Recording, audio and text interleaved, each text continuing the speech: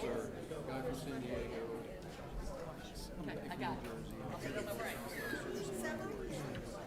Okay. I'm sorry. Definitely want to thank everyone for being here and this beautiful Thursday morning here in wonderful Southeast Volusia County. My name's Bob Williams. I'm a member of the Economic Development Committee for the Southeast Volusia Regional Chamber, or Southeast Volusia Chamber of Commerce. We called this the Regional Economic Development Summit. We could have just as easily have called it the High Wage Jobs Initiative. And so I really want you to keep that in mind. To kick this thing off, our host city mayor, Mayor Russ Owen, is going to help us formalize the start to this meeting. So Mayor Owen, I turn it over to you. All right. Thanks, Bob. I think to begin with, I was looking for our city clerks. I know they're out there. There they are over there. So I think to begin with, we'll do a roll call for those that are elected officials here. And Sharon, are you going to do it for all cities, or are we going to have each city come up? All right. You're doing New Smyrna. If you do the roll call, please. And if you're the clerk for Edgewater and Oak Hill, if you'd go ahead and come forward and be ready. Good morning, Commissioner Hartman. Here. Commissioner Colodi. Here. Oh, sorry. He's not here. I thought you were coming to me next. Vice Mayor McGurk. Mayor Owen. I am here, yeah. And Colodi is not. Is the Edgewater clerk here? Could someone from Edgewater call the roll for us? Mr. Manager Glenn Irby, thank you. We only have two here, Vice Mayor Gigi Bennington. Here. And Councilwoman Power. Here. And Oak Hill.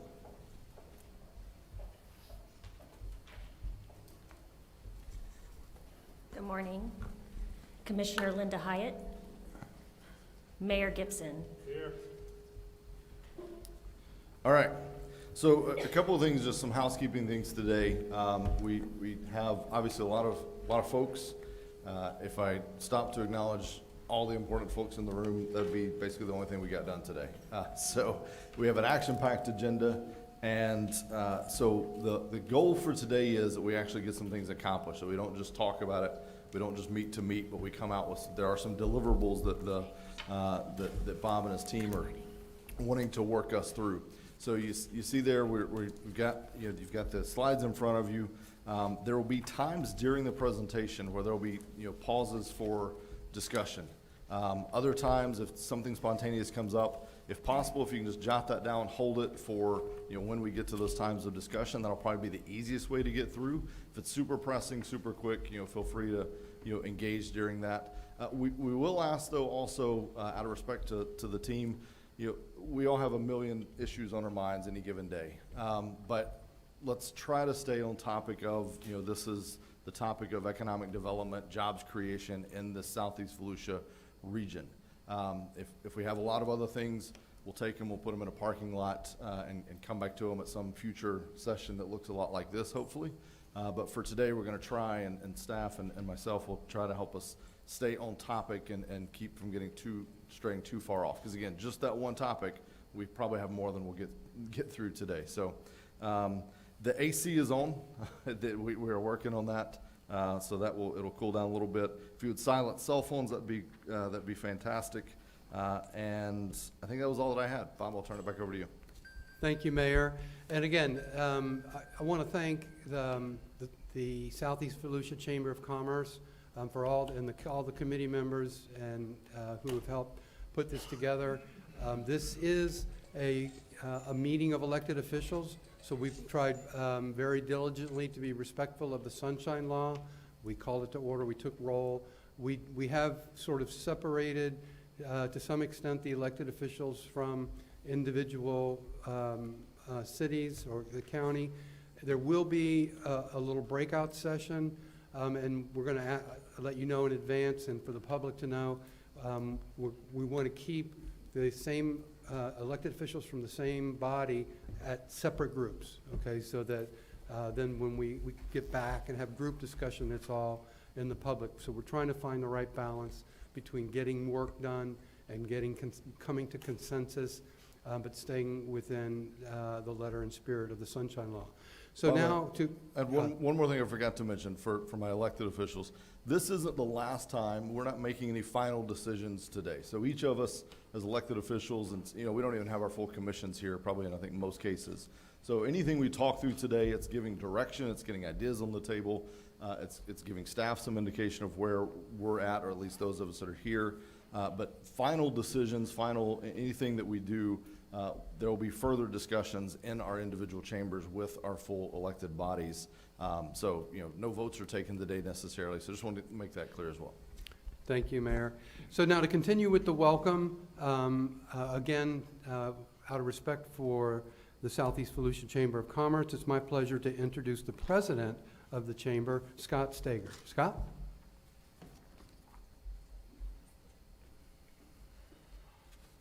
Sorry, I'm a little vertically challenged here. And appreciate everybody coming today. This is an amazing room full of people to be gathered. What we're trying to accomplish here is, well, something we've needed for a long time. An economic plan that will cover all of Southeast Volusia. And hopefully we'll have sustainability and resiliency over time. To sustain this not just in great economic times, which we're kind of having right now, but also as things begin to fall off. We've had a number of folks who have come in that are not sitting on the panel, so I'd like to recognize a couple of folks. Danny Robbins, who came in earlier today. Danny, thanks for coming in, County Council. Hugh Hartling from the Regional Planning Council, who really has helped us put this together. So thank you very much for being out here today. Barbara Gertman from County Council as well. So Barbara, where you at? Thank you for being in here today. I have a huge list, so I'll go very quickly. Bob Harris, Volusia County Economic Development. Joe Bunch from the Utilities Commission, so thank you for attending today. I'm going to say this completely wrong. George, help me out. Starts with an R. Thank you very much, and I apologize. My handwriting is terrible. Benjamin Bartlett from Volusia County Public Works. Michael Ulrich, Volusia County Director of Water Resources and Utilities. Valley Perrine, who was with the NSB Economic Development Advisory Board here locally. Kent Sharples, CEO from the Business Alliance, and Bob Adirondack, and I'll say that again wrong, from Edgewater P&Z. So thanks everybody for attending. Appreciate you coming in. I'm so excited to see this happen. I'm so excited to see our Chamber of Commerce begin to grow again. We have got just a board that is nothing short of dynamic, and a new director in Stephanie Ford that is going to lead us into a future that, well, you will see us in attendance at commission meetings. You will see us in attendance at economic development meetings. You will see us trying to help guide you as you make the laws and rules that guide us as we go forward. You're going to see a lot more involvement from our Chamber of Commerce. We're excited to be a part of this. I am proud to be the president for 2022, and we have just an amazing future. Good luck with what you guys are doing today. I know it's going to be very difficult, and we look forward to assisting in whatever way that we can. So thanks very much for having us. Bob? Thank you, Scott. And I want to echo something that he said. People have a misconception about chambers of commerce as a place where you do networking, and that is such a small part of what chambers do. Chambers are advocating for job growth and business success every day on behalf of our community. And one of the key ways that chambers do this is by convening the right people to get things done. And I just want to reinforce something that Scott said. We're very fortunate here in Southeast Volusia to have a relatively new executive director who's really hit the ground running. And so, Stephanie, would you stand so everyone can see you? And let's give her a round of applause for this.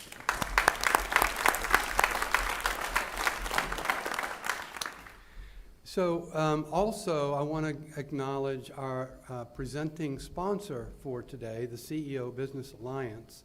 And for those of you that don't know, that is a small group of leaders in Volusia County who have come together and made a special commitment and investment to help with job creation in our community. And it's really to the benefit of the entire community that they have brought in Dr. Kent Sharples as the president of the CEO Business Alliance, and as the presenting sponsor.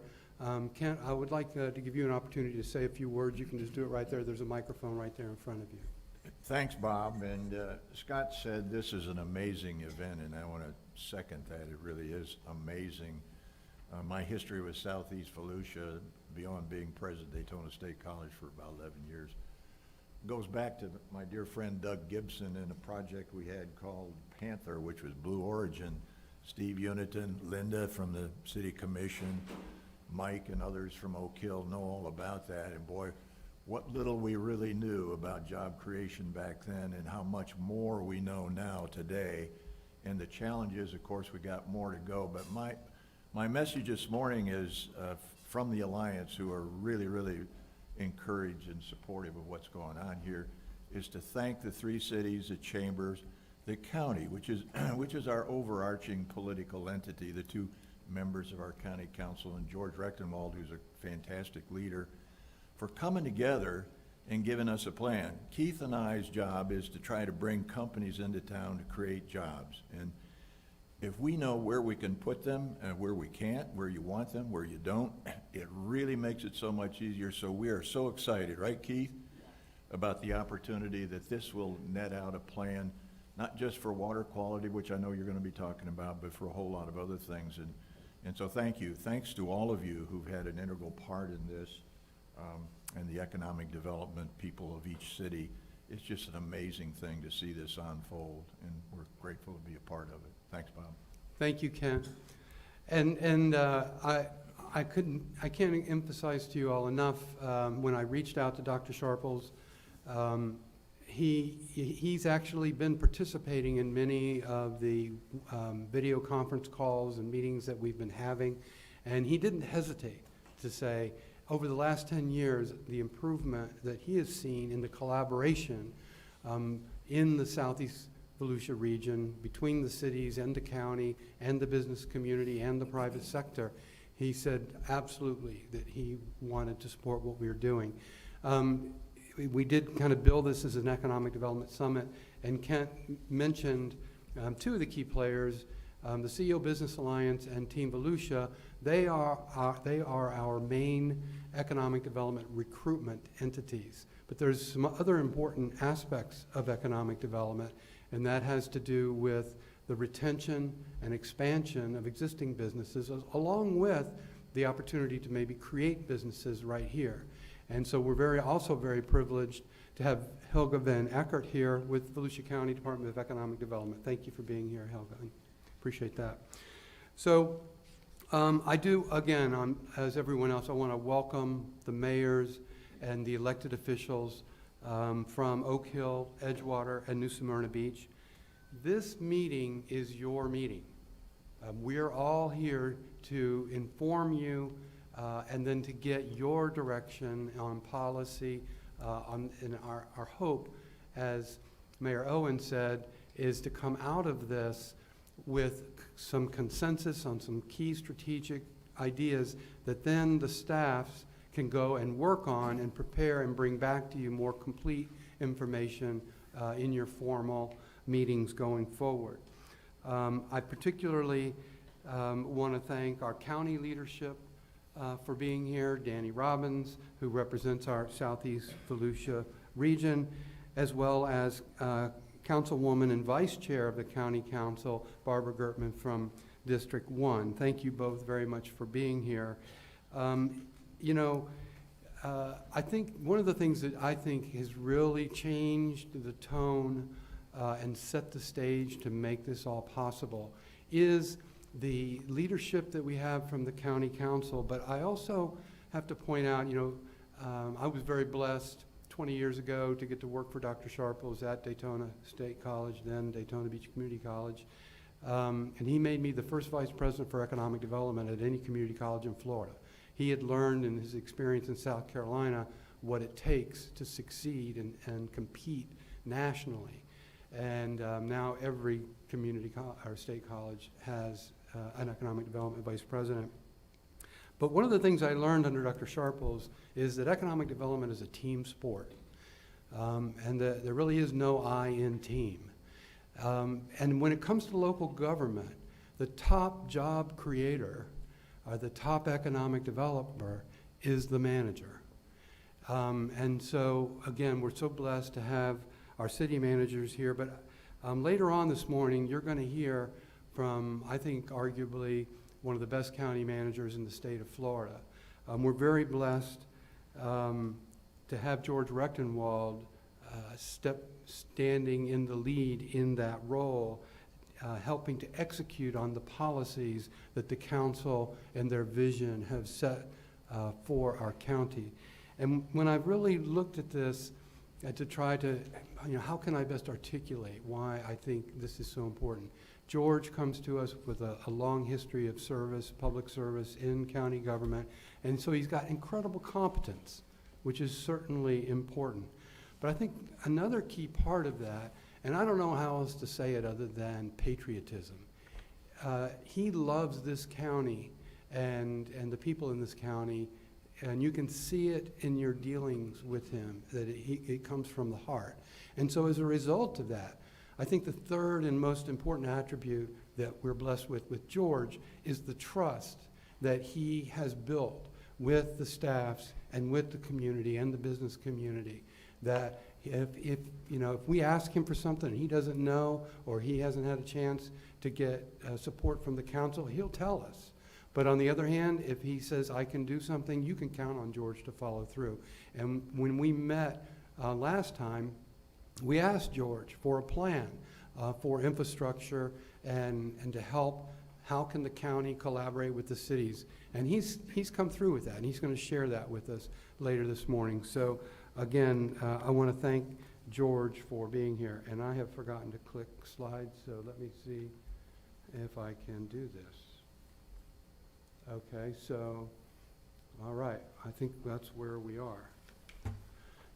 So when last we came together, we asked to identify and build consensus around some strategies to advance and coordinate economic generating and job creating opportunities in our area. And you told us that some of the strategic areas are aviation and aerospace, light industry, including manufacturing, boat building and marine equipment, supplies and services, and medical devices.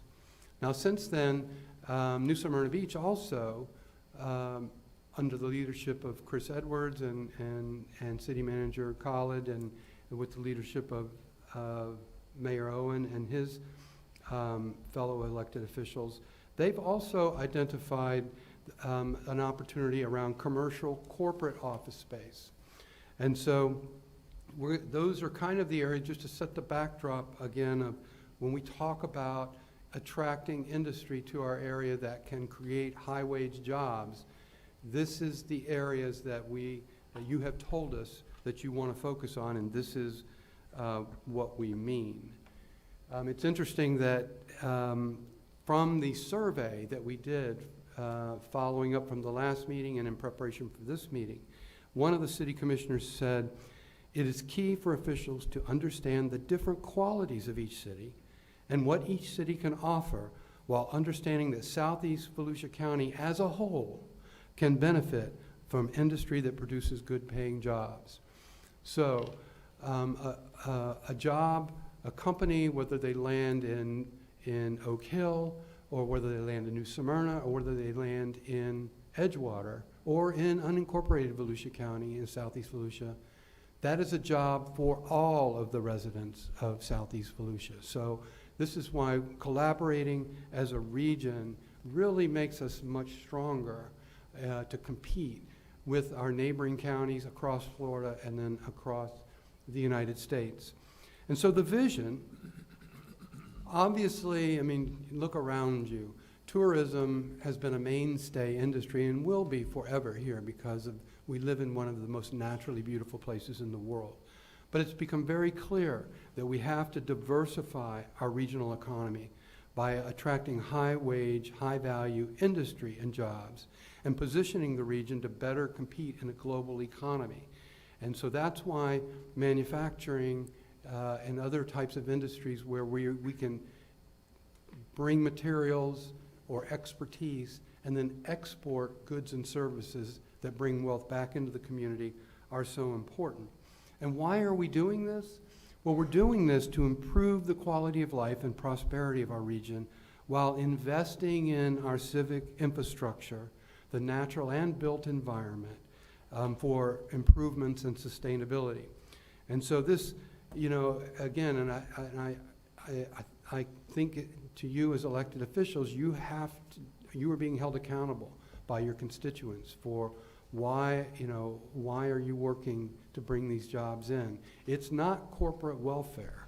It is about helping to improve the roads and the transportation systems that we all use. It's about helping to fund the utilities infrastructure that is needed to sustain water quality for everyone. And it's about the information and communications technologies that we all need to have a good quality of life in this information age. So, at the end of the day, this is really why we're doing it. I just want to do just a quick little reminder of kind of some theory on economic development. And one way to look at it is kind of this bucket of where the money is. And so while it's important to have retail jobs and so forth, and service jobs, barber shops, and those kinds of things, those kinds of jobs are really churning money within our community. And quite frankly, a lot of retail jobs, we're buying products that are made elsewhere, so our wealth is leaking out. What we're really focusing on are those jobs where there's a net export of goods and services, where we've got expertise here, and people from around the state, around the country, are calling our people for legal services or IT services or whatever, and then sending money to our community. Similarly, where we've got raw materials that are coming in, and we've got machine shops or parts manufacturers for the commercial space supply chain, that we are creating value and then selling those products, bringing wealth back to our community. So those, when we talk about export jobs, we're talking about exporting from a Southeast Volusia regional standpoint. That's what's really going to help build wealth in our community.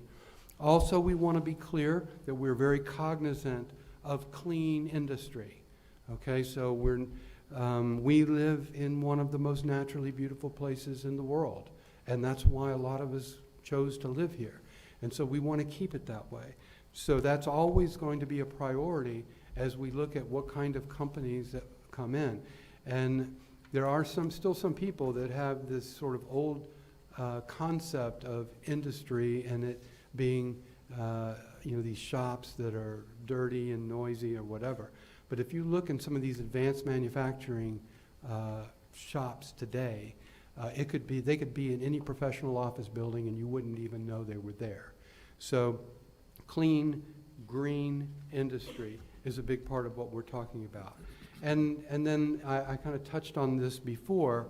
There is going to be some retail and local commercial development as we're looking at, and we're going to be talking today.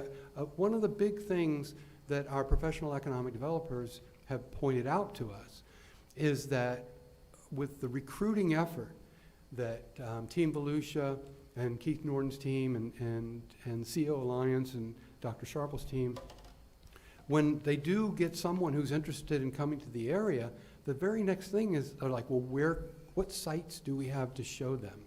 And this is where Southeast Volusia has historically not done well because we're just not ready. And that was, Dr. Sharples gave the example of the Blue Origin deal. We just weren't ready.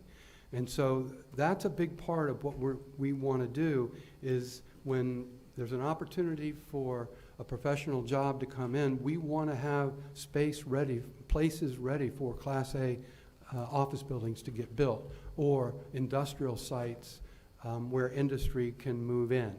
And so that's going to be a big part about what we're going to be talking about today is strategically in our region, where do we want to focus those things? Because the very next question you have to ask yourself is, okay, is there infrastructure there to support that? And by that I mean water and sewer and roads and stormwater runoff and so forth. And if there's not, what's our plan to get that there? And then that'll be what Mr. Reckenwald will talk to us about a little bit further on.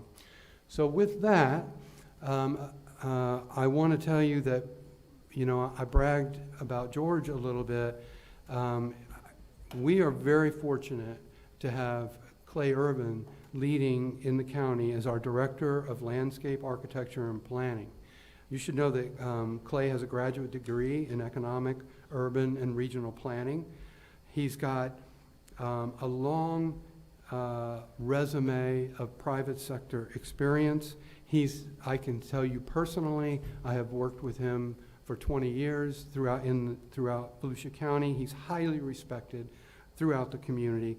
And he and his team have been highly integral in preparing the mapping resources for this summit. So without further ado, would you please join me in welcoming Clay Irvin.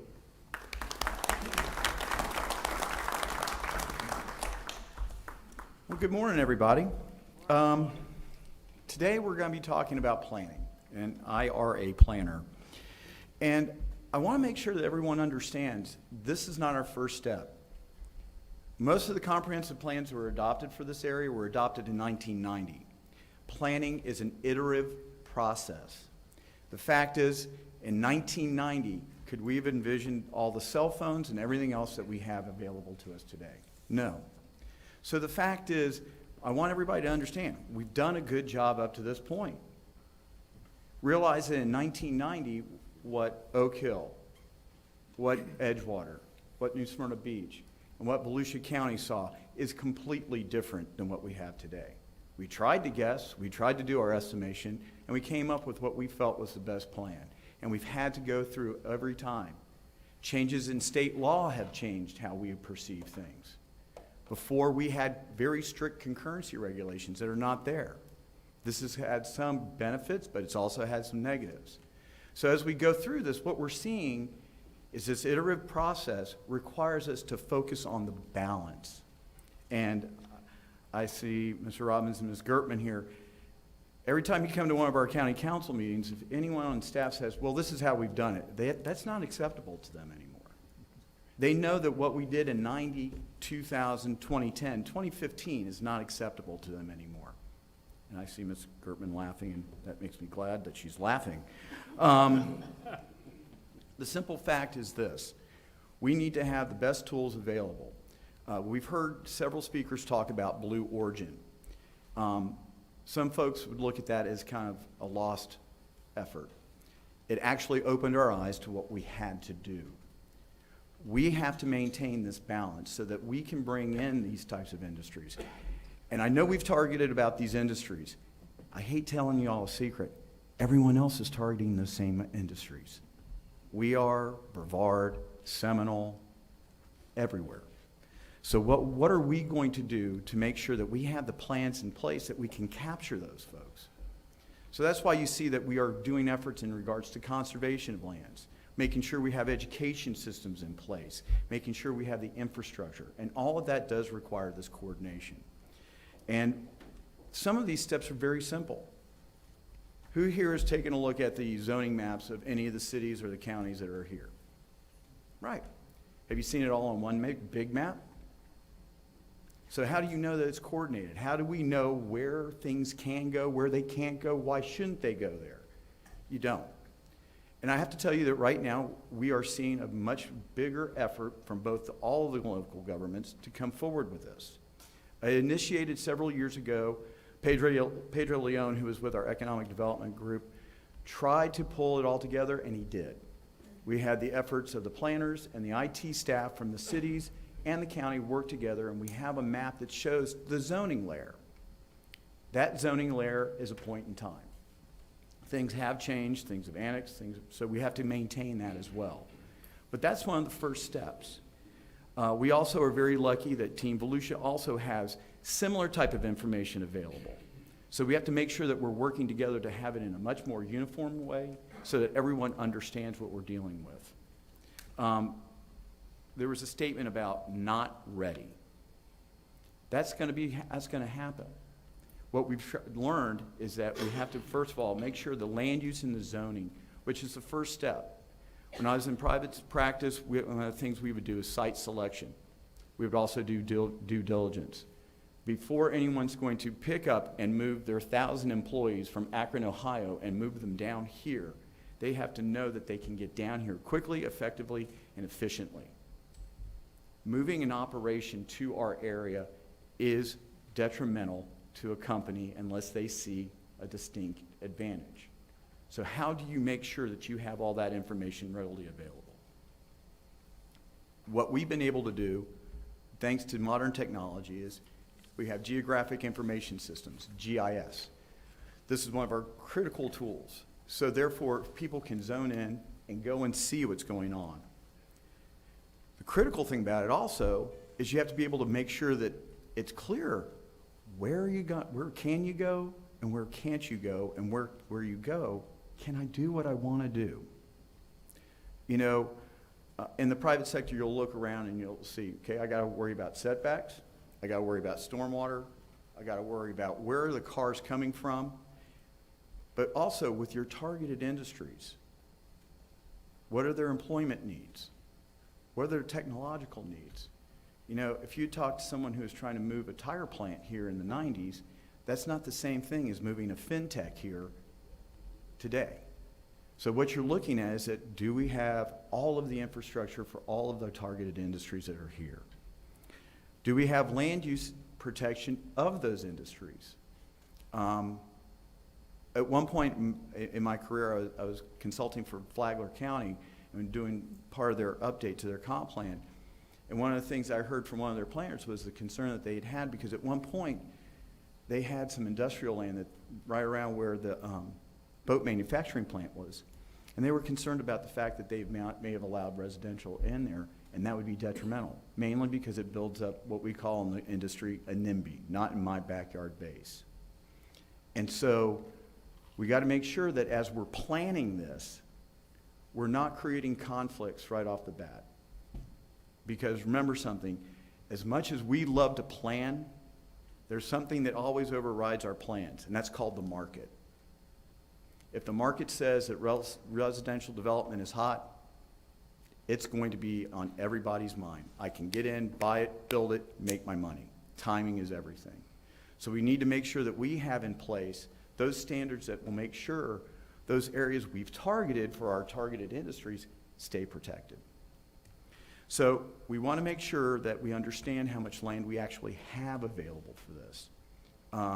4 years ago, our county council directed the staff, go out there and see what you can do, because right now we've got a very, very blooming aerospace industry just to the south of us.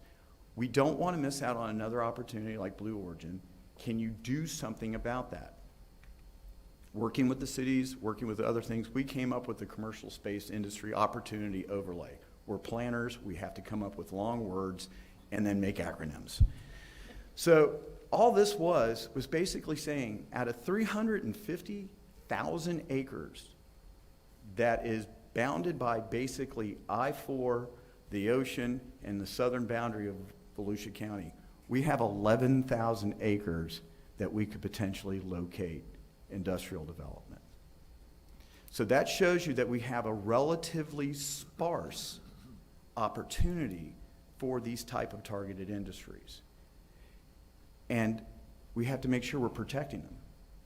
And just as we are protecting them, we need to make sure we're marketing them and making sure the information's out there. Because when those site selectors are coming in, anyone who's in the economic development, the first question is, when's my door going to open? I need 6 months and I need to be pushing product out the door. Site preparation is critical. And that's where you hear everyone talk about expedited review. We still need to refine that. If you walked into any of our respective planning departments for any of the cities or the county, we would sit there and we'd say, we have expedited review. It still needs to be better refined because we're not 100% certain what exactly expedited review means. And that's going to be something that we're working with the cities on, and we're coming up with a method so that way when we do have that Blue Origin showing up again, it's not going to be a 12-month time frame and they walk away and they wind up in Alabama. It's going to be the 6-month time frame that they need so that we can have the door open and have employment from Volusia County going into those buildings. So as we talked about the small and limited properties, one other aspect that we have to face is that specifically with the 11,000 acres that are in unincorporated Volusia County, many of them are 1 acre parcels, 2 acre parcels. That's not going to be sufficient for some of these uses. Are we going to be able to have the tools to get them to aggregate so that we have a viable piece of land? And are they going to be able to be utilized for these high generating jobs? Overall, what you're seeing is that there is a positive move towards this. What we're seeing is the support from the private sector, the elected officials, and what you're seeing is your staff reacts to that. And so we are making positive efforts.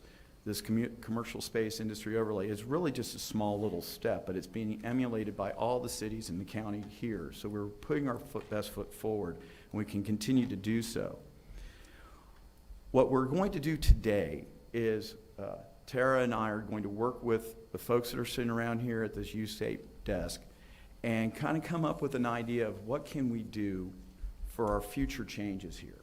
What are we looking at that we can go ahead and first of all protect what we have, identify what we can add to, but more importantly, what do we need to protect?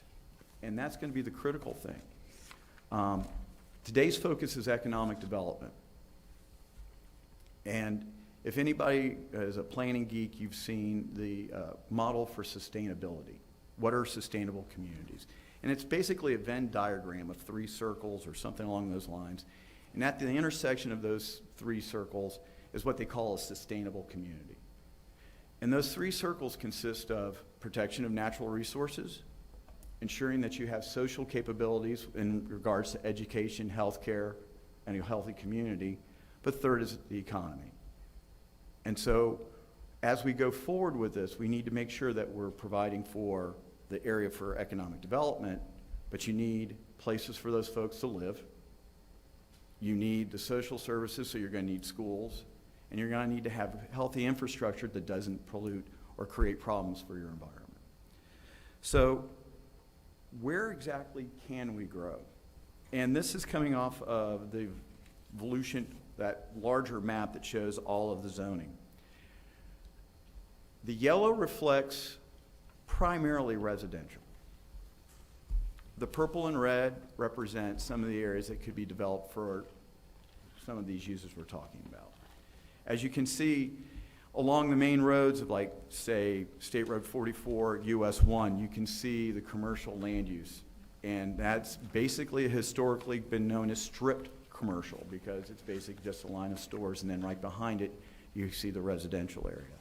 Every one of our comp plans have a provision that they're not going to encourage strip commercial, but it's there. So how can we correct that so in the future? But more importantly, how can we do it in a manner that doesn't impact those residential areas? So from there, this gives us an idea of the zoning.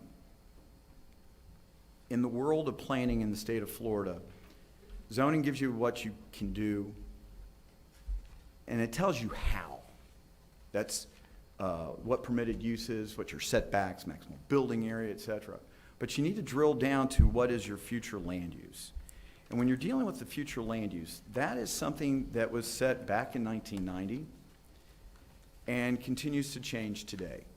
This is where cities and counties just said, here's our best guess on what we're going to do.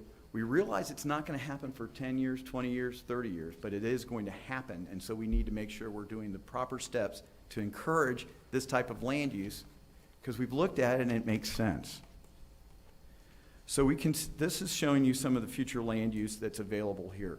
That large, like, black striped area there, that is the Farmington local plan. That is in unincorporated Volusia County.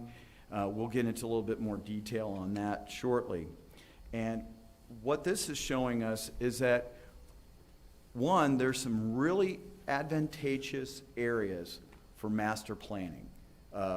In Edgewater, you have Deering Park, and in the unincorporated, we have Farmington.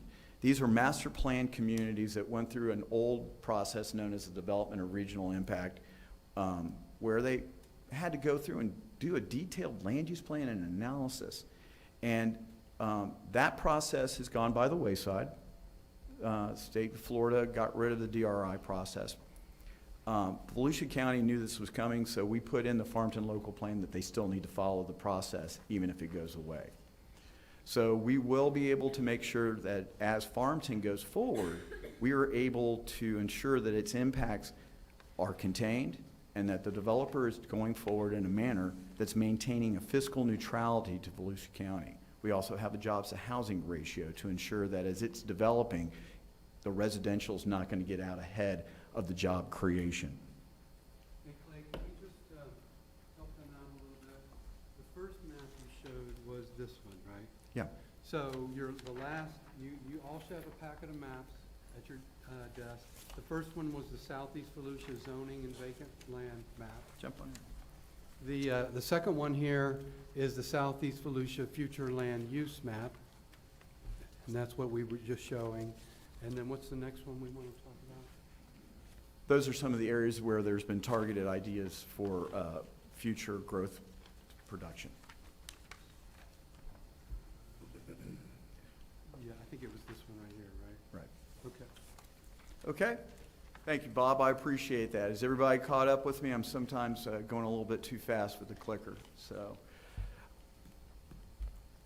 as I was talking about with the Farmington project, this is roughly 45,000 acres located in unincorporated Volusia County, of which 30,000 is going to be held in conservation. The remaining 15,000 is put into these pods, for lack of a better term. They're called sustainable development areas. The ones that we're really focused on are the ones in blue and pink that are over there off of Maytown Road, just west of 95. The reason why I bring these up, these are the town center and the workplace. These aren't going to happen for a long time. I just want everybody to understand is that when this was adopted by the county in 2010, they realized this was far off, and so they had till 2025 before they could even develop out there. In other words, Volusia County could not issue any permits for that area whatsoever until 2025.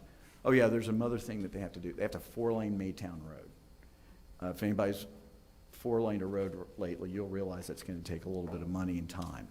So what we're seeing is that's not going to happen in the next 5 or 10 years, but it is positioned such that it can be that live, work, play, and it can be a major attractor for these targeted industries because it's got that combination of uses. It's got the protection of the natural resources that we're all trying to do. Because what this is showing us is that under a master plan, we can set it up so that when we do have the next Blue Origin showing up, we can show that these areas are available. This is Deering Park. Similar situation. This was a major DRI that came through the city of Edgewater. They've incorporated now that the applicant is changed from being a DRI. They've incorporated many of those conditions into the comprehensive plan of the city. Similar situation in that you do have 1, protected conservation lands, 2, areas targeted for non-residential development, and 3, the supporting residential and commercial and office uses, so that way when I come in as a manufacturer of widgets, I know that my employees aren't going to spend 30 minutes driving out just to try and find some place to eat. There's going to be something nearby that they can go to. If they need to run errands while they run out of my FinTech office to go pick stuff up, it's available.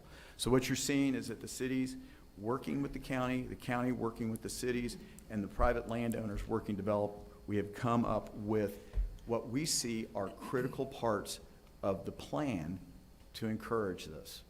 Some of these are further out. Glenn will be able to speak to this later on, but I mean, basically Deering Park is the next phase, I would say, in the pursuit of these types of projects.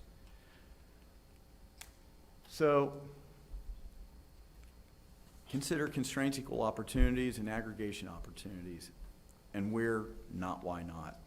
This is basically our lead into our mapping exercise, and I'm going to have Tara go through that. Her crew has been working very diligently with this. I have to tell you, I have full respect for her ability to cobble together all kinds of information from different groups. So, Tara.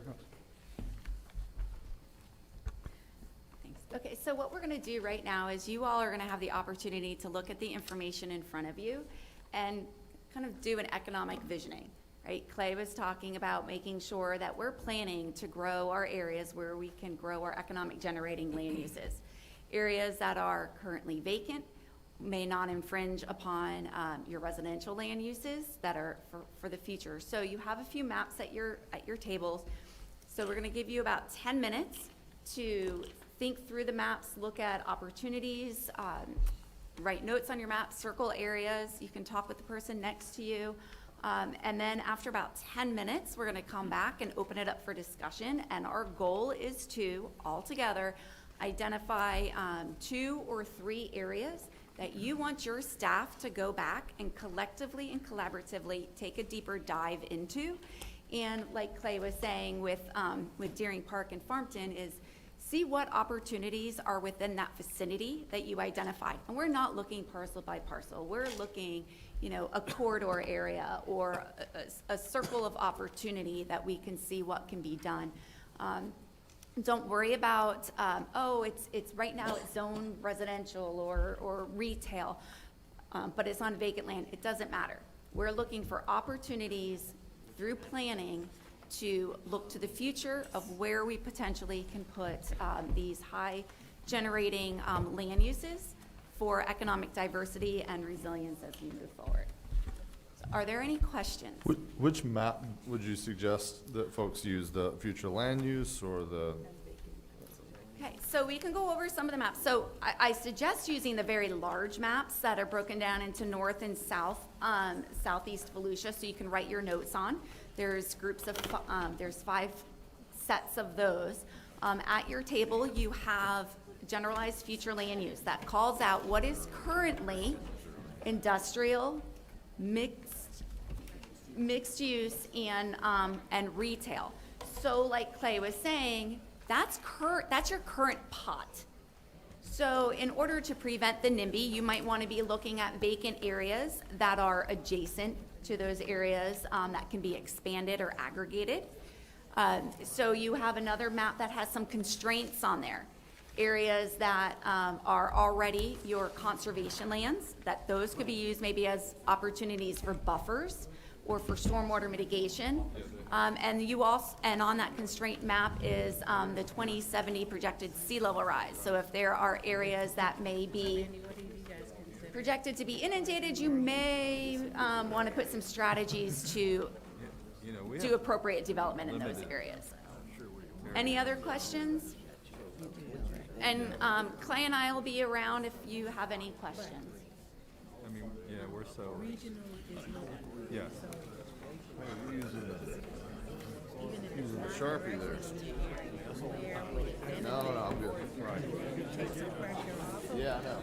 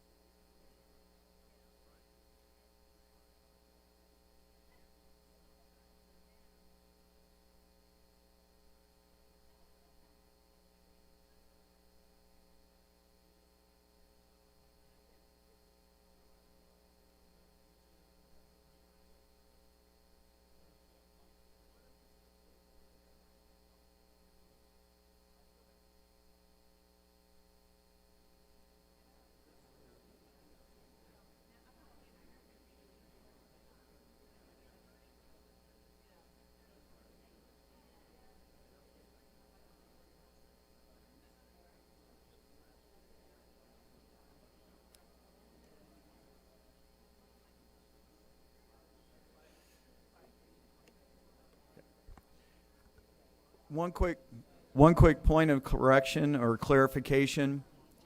The Farmington local plan is not reflected on these larger maps. So when you start looking at the area on the west side of 95, south of 44, this is what you're seeing. Right now it's looking like it's all entirely green. It is not all entirely green. Thank you for pointing that out to us. And so what you're seeing is the areas just west of 95, north of Maytown Road and south of Maytown Road have designation as town center and workplace. So as you're going through this, please keep in mind this is what you're seeing in those areas, and I'll clarify that with everybody at the tables.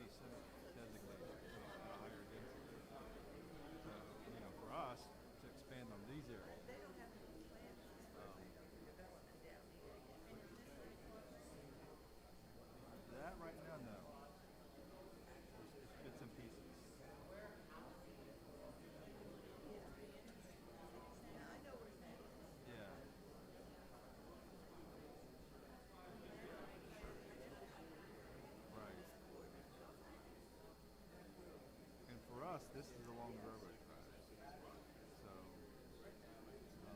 it has some restrictions to it as far as traffic.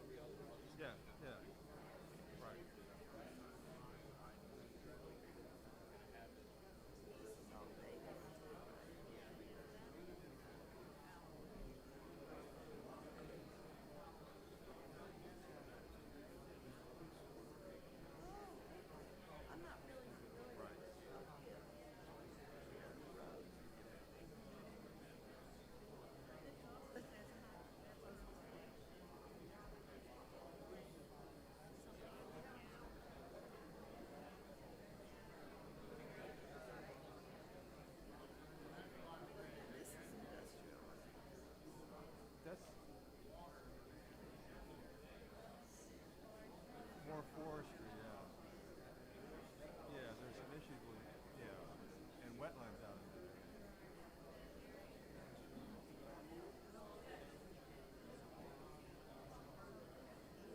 Because we already have another residential facility. So that's that's going to be another residential community. And it's going to have some commercial in it. So if we can tie this with that, I think that's a great opportunity for us in Edgewater. I know that is this one the Snowden property, or is it larger than? Yeah. Okay.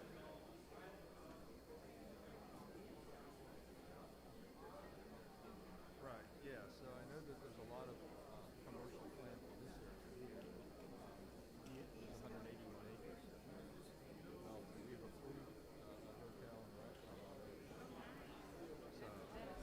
yeah.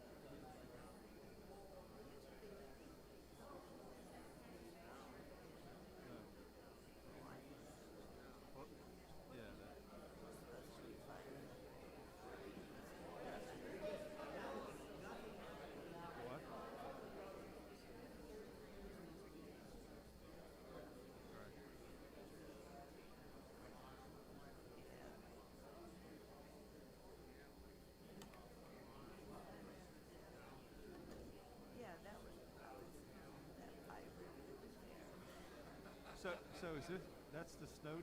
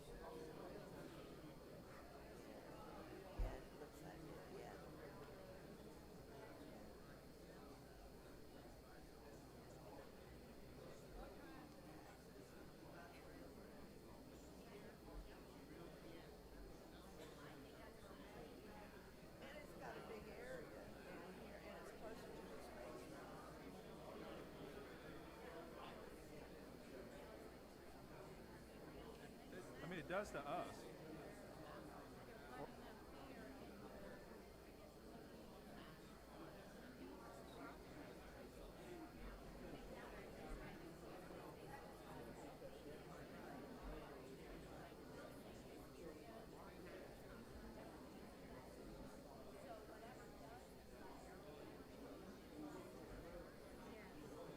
And that gives us the 95 as a buffer from what, what's going on over here.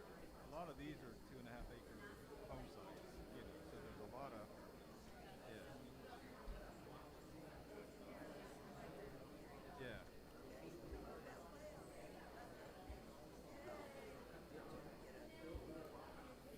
Okay.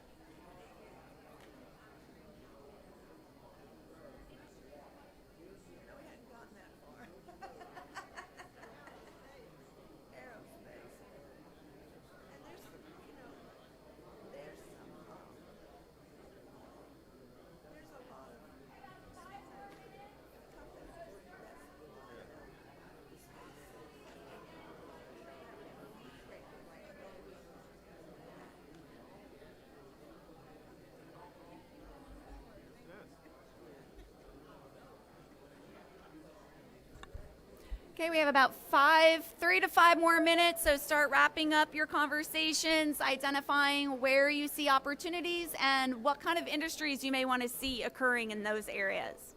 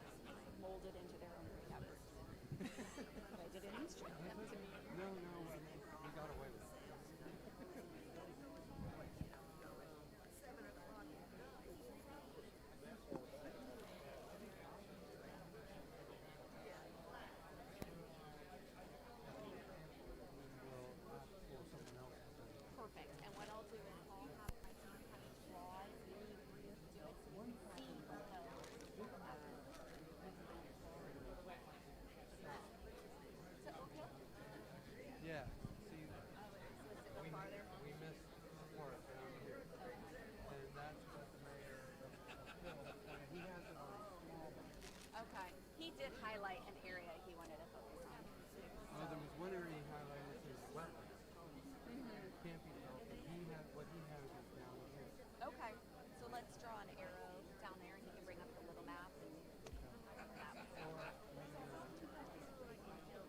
we can attach that, his map, his smaller map, on I'm here. kind of thinking it is, if we let them start from the sea and we do a ban of Yep, white there. I agree. Yep, let me get the staff up here. Okay, everyone, we're going to try to pull it back together. If you guys want to start coming back together. Yes, sir. Want to be able to get the lawnmower between us.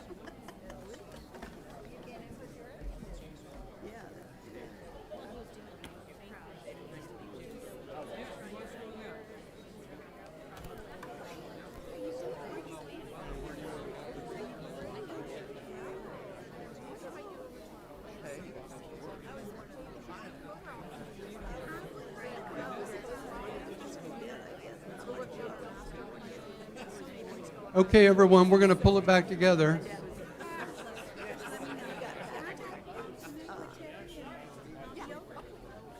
If I can have your attention, please. I appreciate everybody cooperating with this.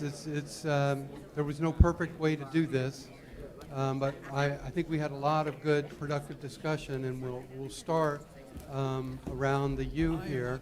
And Councilwoman Gertman and the team over here agreed to let us kind of start with them as sort of a pilot for how we're going to try to do this going forward.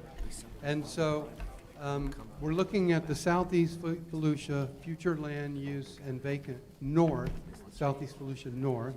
And you'll see here, this is the one where you've got State Road 44 here, and you've got Indian River Boulevard here, and the Deering Park project down here that Edgewater just annexed. And what, unfortunately, we didn't have on your map, but which is well along the way, is the extension of Williamson Boulevard. Okay, so you can kind of get it from the portions of it on the screen up there, and I don't know if there's any way to kind of point that out up there, but yeah, Clay is pointing that out. That's the Williamson that you're pointing now. Yep. Okay. And that's showing it right there where Indian River Boulevard comes in. Right.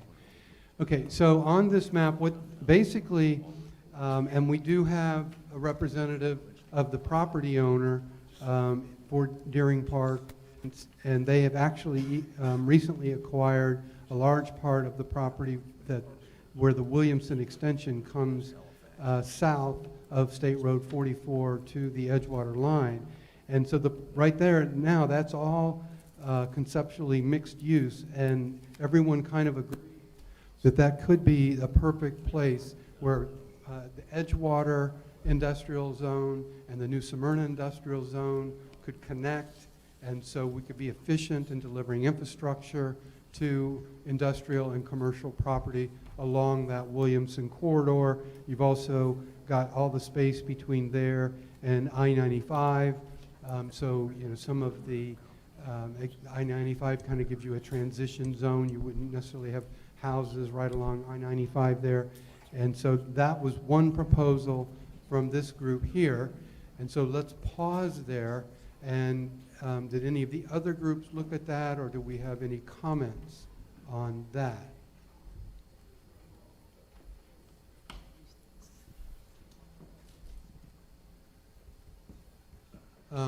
Oh, yes, sir.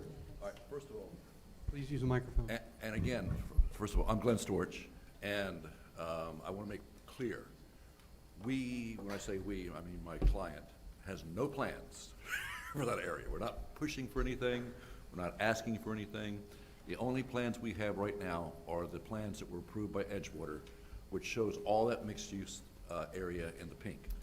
But it does make sense, since we are going to be extending Williamson down from 44, that if you're going to have mixed-use areas in New Smyrna, you might want to consider that. And that's, we would be waiting for the city to ask us to look at that option. We're not pushing for anything. We're not asking for anything. I want to make that clear.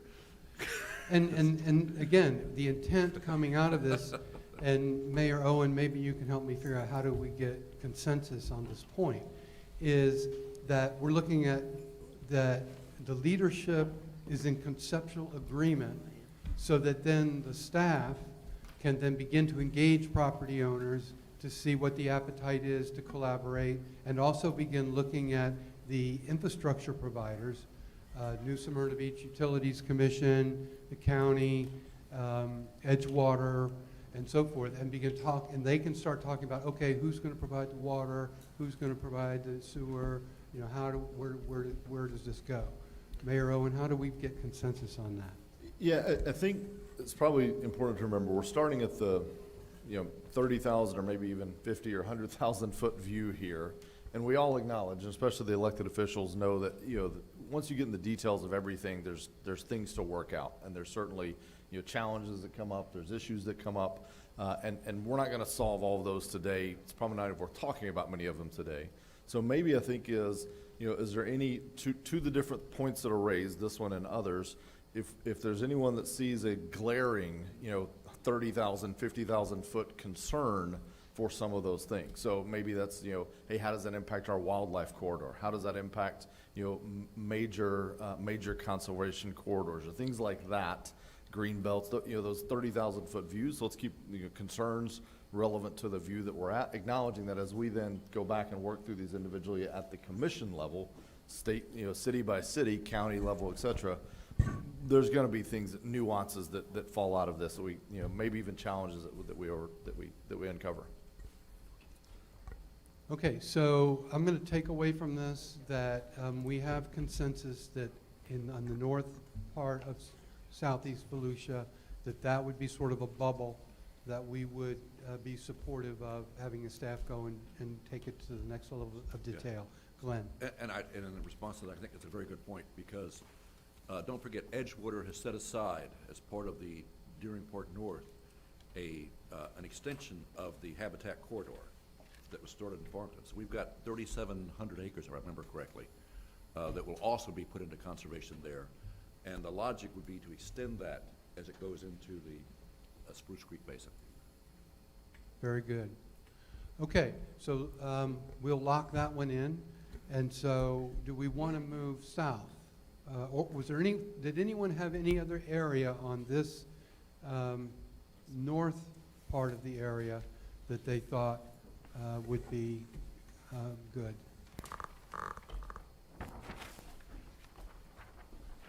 You want to go ahead and describe that, Christine? Huh? Sure. So we're talking about this is between 10th Street and Park Avenue, that it's zoned industrial already, and it is vacant parcels, and they've just widened 10th Street, which is quite exciting to me on the way to the high school. So I'm just looking at that there's already infrastructure. The issue would be that it's going onto Park Avenue and going on 10th Street, but dumping into Old Mission. So to the county, I say, Old Mission, can we get that improved? That to me would be the bottleneck, getting up to 44 and or down to 95 and 442. Yeah, we're down to 442. Yeah. Oh, sorry. Down to 442 and out to 95. 44 is pretty full a lot of the time. Okay, so we've got a new bubble there around the existing industrial area, and what, the transportation infrastructure implications of that. It's interesting, they also just kind of put a square around the I-95-44 interchange, and when you think about the transportation opportunities there and so forth, that kind of makes sense to look at that. Colin. Another area that it's between New Smyrna and Edgewater, the south side of New Smyrna, and the north city limit of Edgewater. Right here. Yeah, right here. Somewhere in this area right here. And that's as we discussed at the last meeting, is a regional industrial park.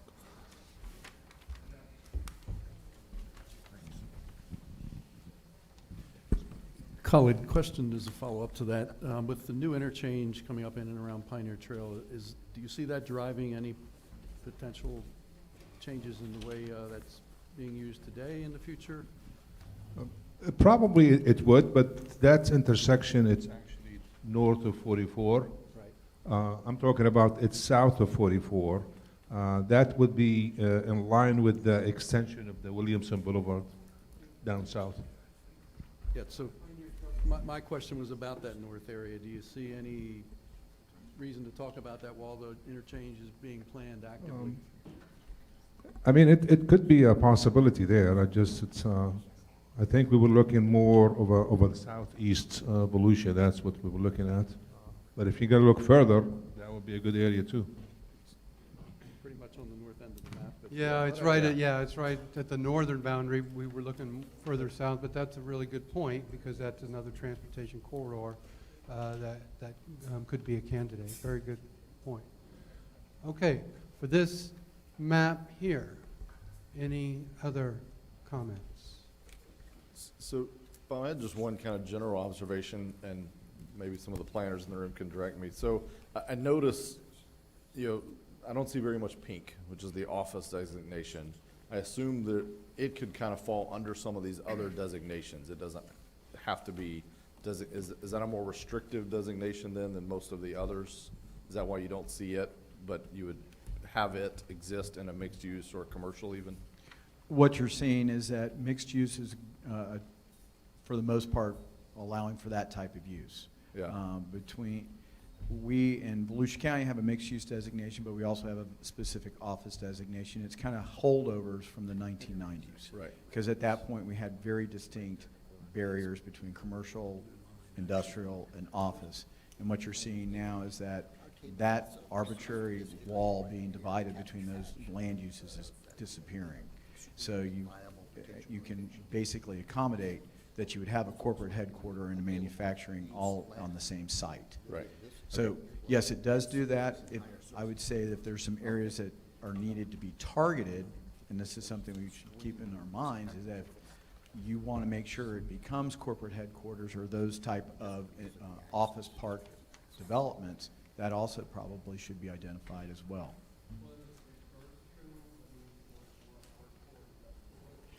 Definitely. Well, especially with the what you call hardcore, the more intensive industrial, more intensive commercial definitely needs to be identified. It typically should be located near your transportation hubs. It should be located in proximity to major ports such as airports, rail ports, those types of things. So going back to your point of 30,000 foot level, we were kind of, for this meeting, sort of, since it's jobs that we're focused on, we kind of are keeping that a little vague. It's kind of non-residential, job-creating Yeah. regions. Yeah. But then we do need, going forward, to refine that. All right, any other comments about this north map? All right, well, let's go south. And the first thing that Mayor Gibson pointed out is this big map probably didn't go far enough south. Is that correct, sir? So how are we going to discuss what you were... Easy enough. At the Brevard County line, and I-95 is a section that could be used for manufacturing or some type of development in the commercial entity. One of the things that jumps up, any word on the environmental impact study for the Shiloh area? It was started by the federal government, and then I haven't seen any updates or anything on it. You'll notice I put that on the flip chart, Southeast Volusia Environmental Impact Study. And so I think coming out of this meeting, we would like some consensus that that is a priority that we think needs to happen. You would say it's a priority. I would say so because it's so close to the Cape, and it'd be an ideal spot for whatever the space industry individuals want. But one of the things that hurts us, if we're not all on the same page, It's not going to happen. That's what happened with Blue Origin. Do I think Oak Hill was ready? No. We tried to expedite the request to rezone 400 acres to industrial, which we did, but I don't believe Volusia County was sincere in their dealings. I also don't think Brevard officials and voters are any smarter than the people who are running Volusia County. But their idea, right now, $400 million is being spent for water and sewer on land around the Cape.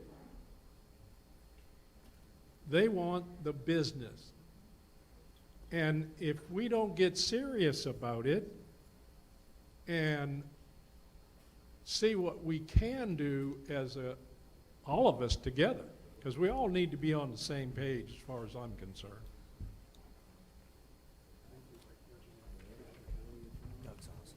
Okay, did you have a small map where you had the area that you were just talking about?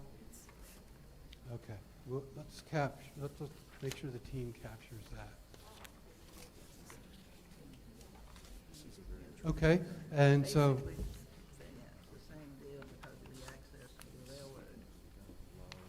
Okay. All right. Yep, let me show them where they're.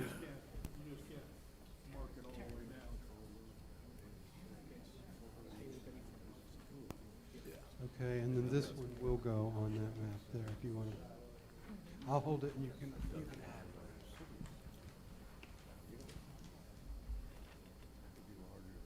Yeah, just put it on there. Yeah, I mean, I'd be careful, but yeah.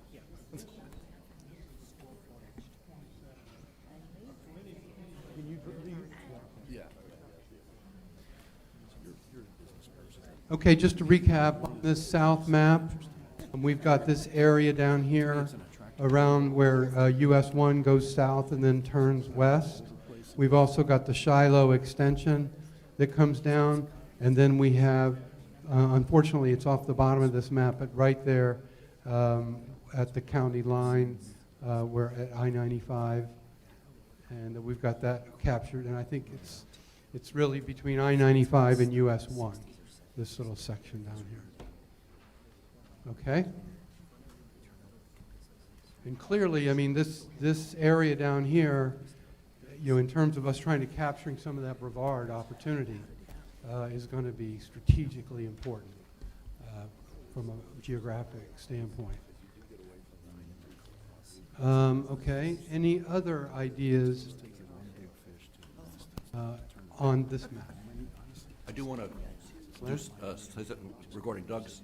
There is some industrial down in that area now, and that industrial has attracted the attention of some of the space industry. So you're seeing that potentially happen already. Glenn? I'm sorry? In the southern part, right? Yes, in the southern part next to Brevard County, next to where US 1 is. And again, I can't emphasize enough the importance of targeting these bubbles, because after the break, we're going to hear from County Manager George Rechtenwald talking about the infrastructure strategy and then positioning us to work with the other utilities providers in the area to how to get those, to improve the readiness of those sites from an infrastructure standpoint.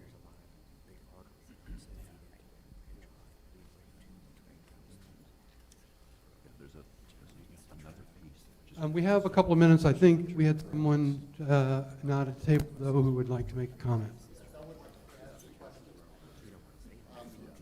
My name is David Shepard, and I'd like to find out if there is a consensus that the lagoon is off limits, that we look at it as a pristine emerald or gold mine for southeast Volusia County.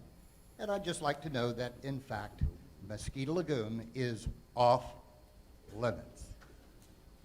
Okay, and good news in that point, I think another thing that you're going to hear this afternoon is it turns out a lot of the same infrastructure that we will put in to prepare for industry is actually going to eliminate some of the runoff issues, going to provide septic to sewer transitions, and that's when we kind of started this. There's an opportunity here really for a win-win, that we are leveraging environmental initiatives at the same time as we're leveraging job creation initiatives to create new jobs and improve the quality of life, the quality of the environment at the same time. Anyone else want to weigh in on that? I didn't mean to jump ahead of you guys on it, but. I would. Just to let you know, Mosquito Lagoon is really important. It is the key area. As you know, we've taken away septic tanks down on Bethune Beach. That was when I was living down on Bethune Beach years ago. We've also, the city of Edgewater now is committed to doing everything they can to reduce effluent. And in fact, part of Deering Park North criteria is that we're going to be providing land for a wetland park that will allow them to remove all effluent that's currently going into, even though it's reclaimed water, into the lagoon. And that's 800,000 to 1 million gallons a day. And so when that happens, that'll also help reduce the nitrogen and phosphate content. So yes, I think you've got the cities really focused on what we can do to save this gem. Real quickly, we're lucky that Ben Bartlett's here. He is our Public Works Director here in Volusia County. And your timing is perfect. Tuesday, we had a very extensive workshop on water quality, and he can talk about the efforts that the cities, the county, working with our state and regional partners, have come up with our regional action plan. Thanks, Clay. Volusia County, in partnership with the cities of Edgewater, New Smyrna Beach, Oak Hill, as well as the FDOT, the DEP and the Water Management District have completed and implemented, or in the process of implementing, the Mosquito Lagoon Reasonable Assurance Plan. Basically, this plan was adopted by the DEP, takes the place of the TMDL BMAP process that the state uses to restore impaired water bodies. The county, along with those cities, took the initiative to kind of shortcut that process and cut it down from maybe a 15-year process to a 5-year process, to where we can get going and work on projects that will help restore and remove nutrient loading from the Mosquito Lagoon. So that reasonable was adopted by the DEP, is now, it's the regulations, it's requirements. So we're required to reduce those nutrient loads into the Mosquito Lagoon. All the cities, Oak Hill has a septic to sewer project that's going forward that's going to reduce those nutrient loadings. The county has 2 stormwater projects that will address loading requirements.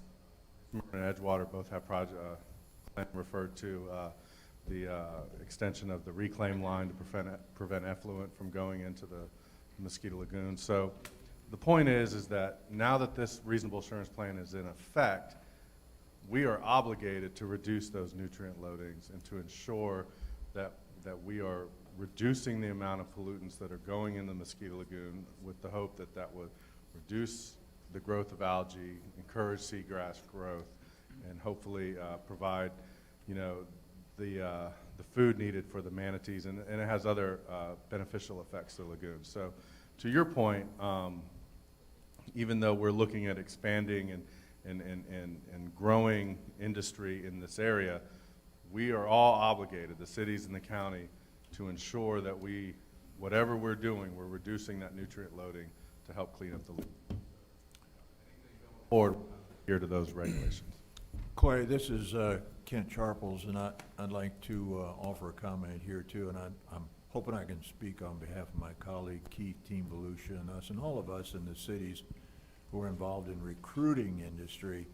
There's nothing any more important to us than water quality. And what I'm so really pleased about is this activity that's going on today that will help us identify where we can create jobs, the places that you want us to go or that you allow us to go that do not have a negative impact on the water quality, Mosquito Lagoon particularly. I live on Mosquito Lagoon, but so we're really very interested in maintaining that, and you're going to give us some really good direction out of this event, these planning sessions that will help us make those very critical decisions where not to go. That's equally as important to us as where to go.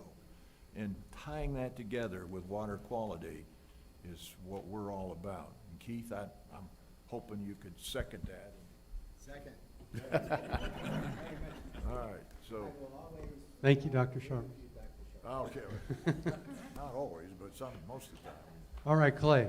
Yeah, we're going to try and wrap up real quick so we can get going on the other portions of this program. First of all, what are our tools? What do we have in order to facilitate what we're talking about? First and foremost, we have to make sure property owners and citizens are engaged. We have to make sure that those who have the land understand what we're trying to accomplish, making sure that there's shared vision with us. You know, as we all know, property rights are very important. We want to make sure that those are protected, and we want to make sure that we're able to work with landowners and the public to come up with this one fashion of a plan. And that means working through with your local staff at the planning level to make sure that we can get the comp plans adjusted, the zoning and land development regulations adjusted, and coordinating that with any kind of economic development plans. I know that New Smyrna Beach is working very heavily on their economic plans, both for redevelopment and new development, and they're coordinating that effort with their planners and with their economic development staff. So that's going to be the critical part, is that from here, make sure that those who are elected officials contact your managers. Make sure you let them know what you're concerned about. Then also making sure that the staff understands where this needs to go, and that's a balanced approach. Once you've done what you want to do, it's important that you have it in place so that it does not create a penalty to some of the landowners. What you hear for folks is, I'm a landowner, I'm not a developer. And their number one interest, if they're in an agricultural situation, is they want to make sure that they're protected. So they want to keep their greenbelt designation, they want to see that. That can be accomplished. So make sure you have tools in place that don't necessarily penalize the landowner because they are willing to work with you in your planning function. A quick example is if you rezone the property to planned unit development, allow agricultural as an interim use, and allow for that way that our property appraiser can work with them. The other aspect of it is making sure that the overlay is clear as to what it's trying to get accomplished. We have this commercial space overlay. That's one of many overlays that the county utilizes so that that way folks understand that you may have your land use, you may have your zoning, but you have these other opportunities that gives you the capabilities of doing what you see as the proper use of your land, and it jives with what the city or county have in place. Overall, what you're seeing is that this is nothing really new. What it is it's just evolving. And so we need to look and see from what we've done in the past where we were successful, and making sure that if we also weren't so successful, what can we correct? Is there anything else? But as we transition to a break, I don't know if Tracy Barlow has been introduced yet. I mean, this could not have happened but for Tracy. He's the chair of the Economic Development Committee at the Chamber. And so, Tracy, if you wouldn't mind, we're going to get to break to some incredible, healthy snacks from Heath's Whole Foods, who's a recent member of the Chamber. But Tracy, could you just share a little bit about our sponsors, please? Yeah, just for the benefit of those present, and to remind you all, this is being streamed live on YouTube. So if you missed a part, you can always go back and watch it later as well. But I also want to recognize the sponsors that made this happen today. First and foremost is the East Central Florida Regional Planning Council that has gone out and received grants to be able to do this work and facilitate this process, and at the end of it come out with a regional economic development strategy. So, and Tara has been the lead on that with her wonderful staff, and her boss is in the audience today that has allowed this and facilitated.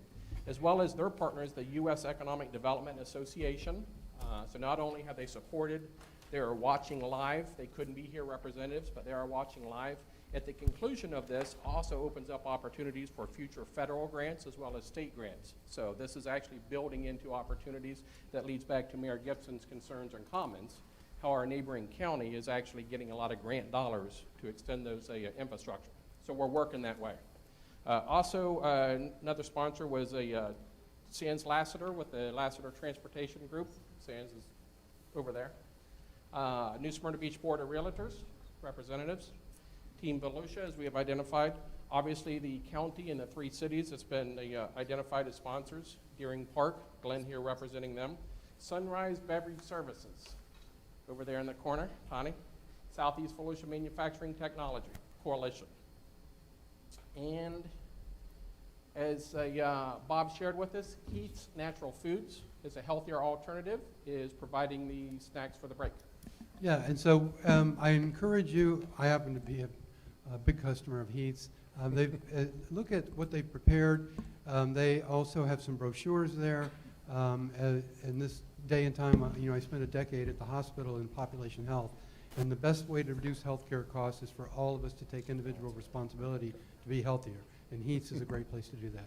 So with that, we're going to take about Bob, real quick, I just wanted to acknowledge Council Member Billy Wheeler has joined us. We appreciate you being here, taking the time to be here. Thank you very much. Appreciate that. And So we Tara. will meet back here at 10:50, but while on your break, we do have a vision table with some markers over there. So if you could jot down some words as to what your vision is for Southeast Volusia, that would be great. And enjoy your break and snacks. We now are at break. Thank you.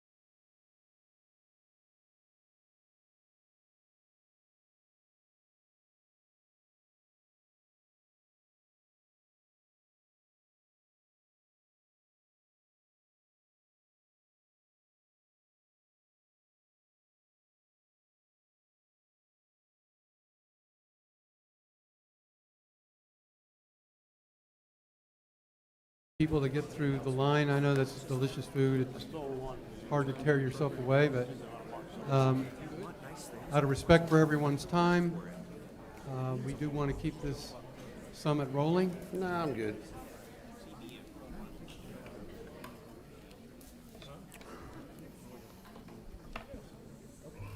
All right, well, you heard me brag about our county manager earlier.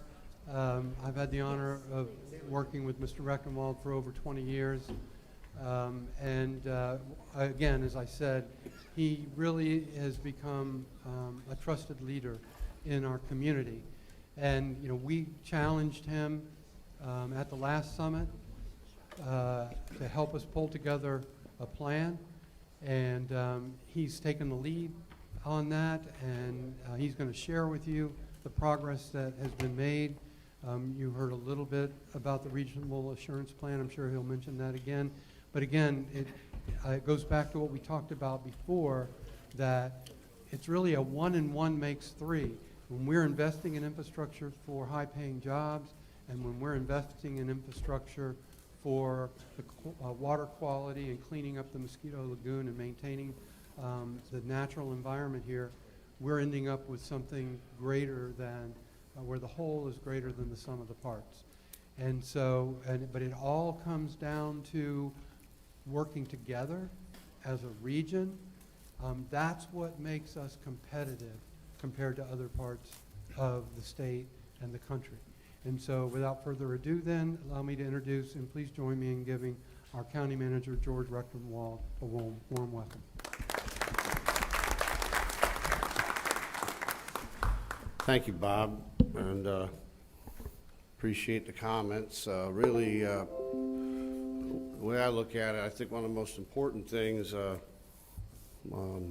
chief executive can do is build a great team around him, and that certainly I was fortunate to be able to do that. And I think you can see from Clay's work, he really is an expert in his field, and he, along with most of my staff, have a mixture of both private sector work and public sector work. So I think that helps us when we're dealing with these type of issues to bring both views into play, and I think that's made some very good outcomes for us going forward. And Ben Bartlett is actually relatively new with us, but he's been in the industry, again, long history in construction and engineering, so he definitely knows how to get the projects done, and he leads a big crew of people over there, big engineering team. And then Mike Ulrich, who is our utilities director, and Mike, like myself, has had a long history at the county, and he's actually done several things at the county, so he really understands the entire business over there, and he really has been a visionary for our utilities, and we're going to talk a little bit about that, because that's where this plan comes in. You guys, one of the previous meetings, asked me to come up with a plan, and I kind of eagerly accepted because we have a plan. So it was easy. We just had to go back and take a look at some things, and along those lines, I will say we just did a water quality plan workshop at council last Tuesday. It's just this past. So that was really an update of the work we really did in 2015. So it was really good to take a look at what in 2015 we put together and now where we are today. And I was just mentioning to Bob, I think what you guys are doing here today, what we're doing, is very similar to what we did in 2015 when it came to water quality. That was very specific to water quality. Cities came together, county, we had other stakeholders, and we met at the Ocean Center, and we got direction from the elected officials to go on out and put together a strategy or a plan, and that went forth, and I think was adopted in 2016. And the results of that, I think are pretty astounding when you look at, we went out and built $100 million worth of capital projects since that time. And I think what's really good about it is we only spent about $20 million of local money to build that. See, we were able to leverage that money and get the grants that were needed to build most of these projects. Now, it doesn't happen by accident.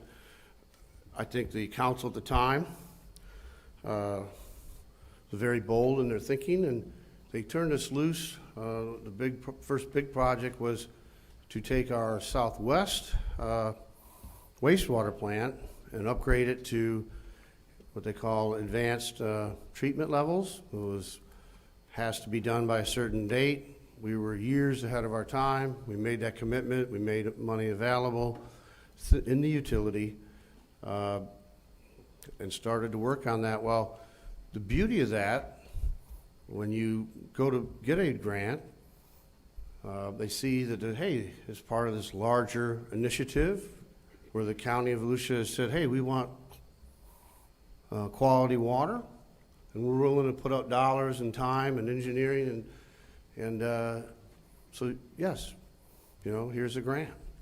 But the better part was, because we were ahead of our time a little bit, it's one of the few times when, well, there was more money available than there was work out there. So Volusia County, how would you like this in addition to that? Because no one else was doing it.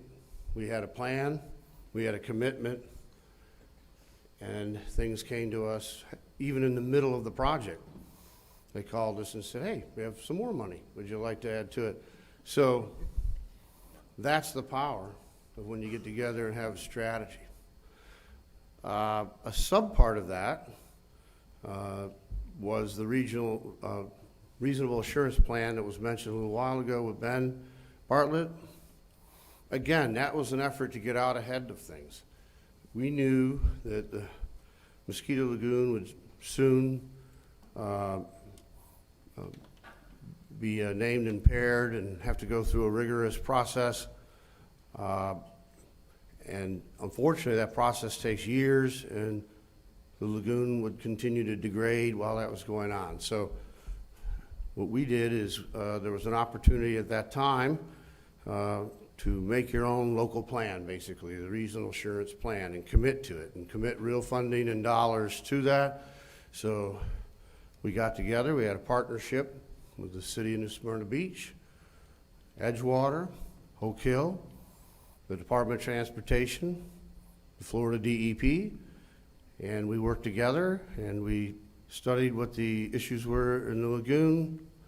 We took years off that process by doing that, came up with that plan, and I'm happy to say we're in the middle of carrying that plan out today.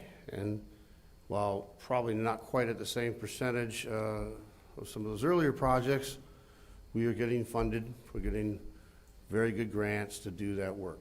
So we'll talk a little bit about that because it's really part of the strategy, as we mentioned a minute ago, for economic development in this area as well. You have to have clean water. It's vital. It's vital for us to live, and it's vital for an attractor to people that want to come here. Companies today are very aware and conscious of the environment. It's important for them. They don't want to be seen as a polluter or a problem, and in fact, most of their executives and the people that are making these decisions are people that care very much about that, and they too want to see, you know, good progress in that area. So you guys asked for a plan. Well, what happened as part of that water quality plan, we took a look at this corridor, US 1, from south of Edgewater down through Oak Hill. And I do have to put a little context. The Volusia County, while we're a big government, we're a little utility. So we're one of the smallest, if not the small. We're probably not the smallest, but we're down on the bottom in size. Because cities have, the density, they have a lot more people on their systems. So, and really our system was put together by subdivisions that were approved in the 1960s, early 70s that failed. And they have a package plant, and the plant doesn't make it, and the judge ends up giving it to us, and we have to run it. So we started cobbling those together and formed the utility. So we're actually pretty young too. We hear some talk about old pipes and all that, and well, we don't have that problem because we're not that old. But we did have the problem of, well, this doesn't happen in one little area. We're a very large county, and again, utilities like density, and they like things to go in an order. We'll talk about that in a minute. So what you got, though, is, we have little units we have to run all the way up in Astor. We have things, of course, up a plant up in Halifax Plantation area. We have our plant down here. We have a plant in DeBerry. We have some plants in Deltona. So we've been working through the years to make those efficient. And as that's gone on, technology has come into our lives that's allowed us to do a lot more, be a lot more nimble, which I think has been important for us, so we can run a profitable utility. And I say profitable, we have the money to put back into the utility so that we can continue to put capital projects and keep our stuff up like we're supposed to. So with that, we had been looking at this corridor. After we made that investment in the plant, actually, I came on at the county in 1997. It's right about the time they had built that plant in that particular period. Not a lot of people were happy about it. I think I had to rescue my then boss, Mary Connors, out of a kind of an ugly meeting down there. But again, it was a big vision because it's there, it's functioning, and now here we are at a point where we are seeing economic opportunities, we're seeing growth, and it's actually time to expand that plant. So we'll talk about that because as we laid out, where expansion could be, where we could serve, we definitely needed to look at, is the plant upgradable, which it is, to advanced wastewater treatment, and we also had to double its size. So we'll talk about that too. So the plan basically started off with getting water and sewer down US 1, down to from Ariel Road to Golden Bay. That actually is, that work's complete. The next part of it, which is right now actually the Indian Harbor Estates project. Several of you, I think, were at the groundbreaking. That is all the design, permitting, everything's ready, funding in place for that. And construction, is dirt turned yet, Mike? We have notice to proceed, and yeah, I think we're moving some dirt. All right, so that's actually officially under construction. So that's part two of the plan. Then we have the next part, it's a little trickier, as we head down to Halifax Drive. What we'll be doing there are kind of two pieces. We'll be coming down US 1, but we'll also going to swing out to the east towards River Road to pick up those camps and that are and businesses that are along the river so that we can definitely take advantage of being down there, get them onto a system and get them off septic systems that are literally hanging right on top of Mosquito Lagoon. So that's all. The work there, design is actually beginning right now this spring. So that's actually 2 phases that we'll try to combine into one. And then, of course, in the background of all this, if we're going to be adding, again, we have to add to our plan. So actually, council just recently approved giving some ARPA money to that project, about $5 million. And then we took that money and leveraged it again for a little over $5 million in grants. So that is going to be underway shortly, but council will actually approve the grant coming up here officially at the next meeting. So we're well on our way. So with that, and if you don't have the plan expanded, you can't work your way down the corridor. Now the last part, which hasn't been mentioned, will be maybe the most interesting. Getting farther south, down to the area has been mentioned to get closer to space and that particular area. We've worked on that, and we're still working on it. We have kind of missing information, and it is a little bit of a chicken or egg thing. You know, what do you run down there when you don't know really what you're serving? So we've asked, and we're getting some information on what would be some possible scenarios. But I also want to point out, we've kind of had a shift through the years. We can run things from remote, so you know there's possibilities of maybe smaller plants, not necessarily packaged, because that gives some sort of bad terminology.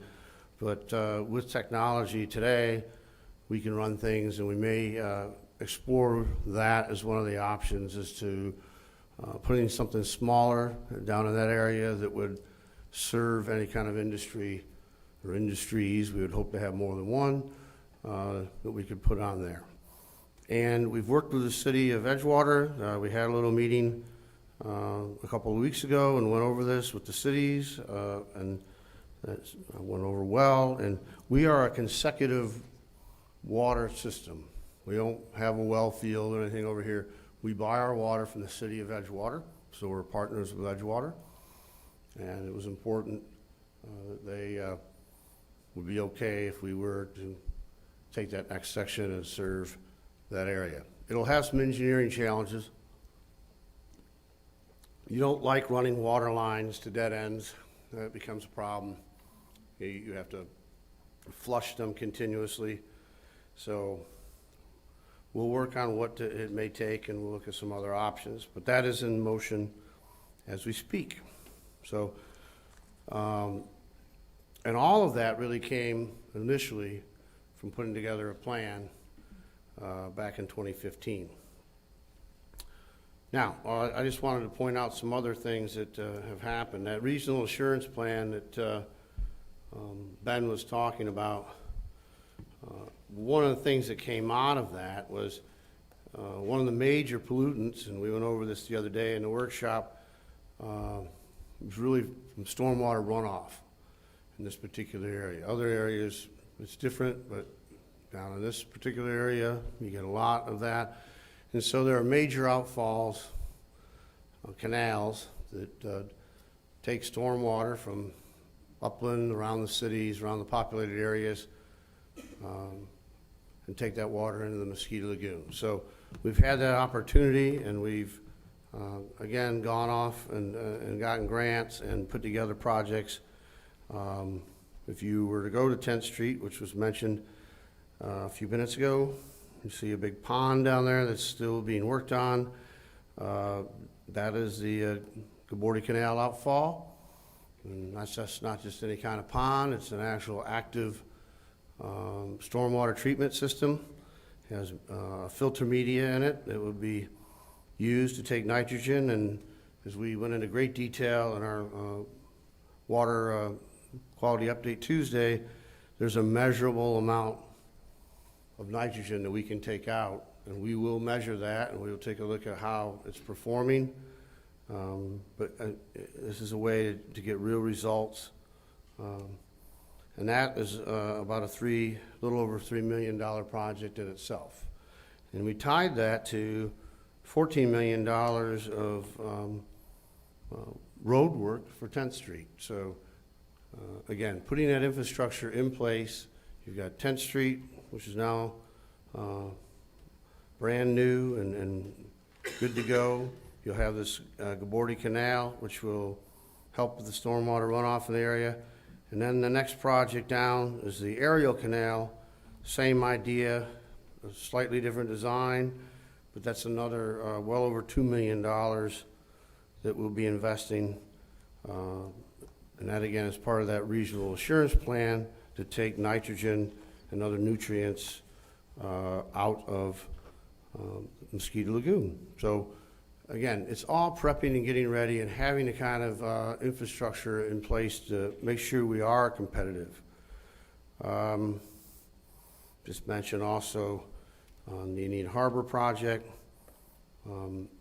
that of course is a conversion from septic tanks to our system. And we actually are using some new technology that we have not used to make that a little bit more affordable. So we'll see how that all comes together. So very excited about that.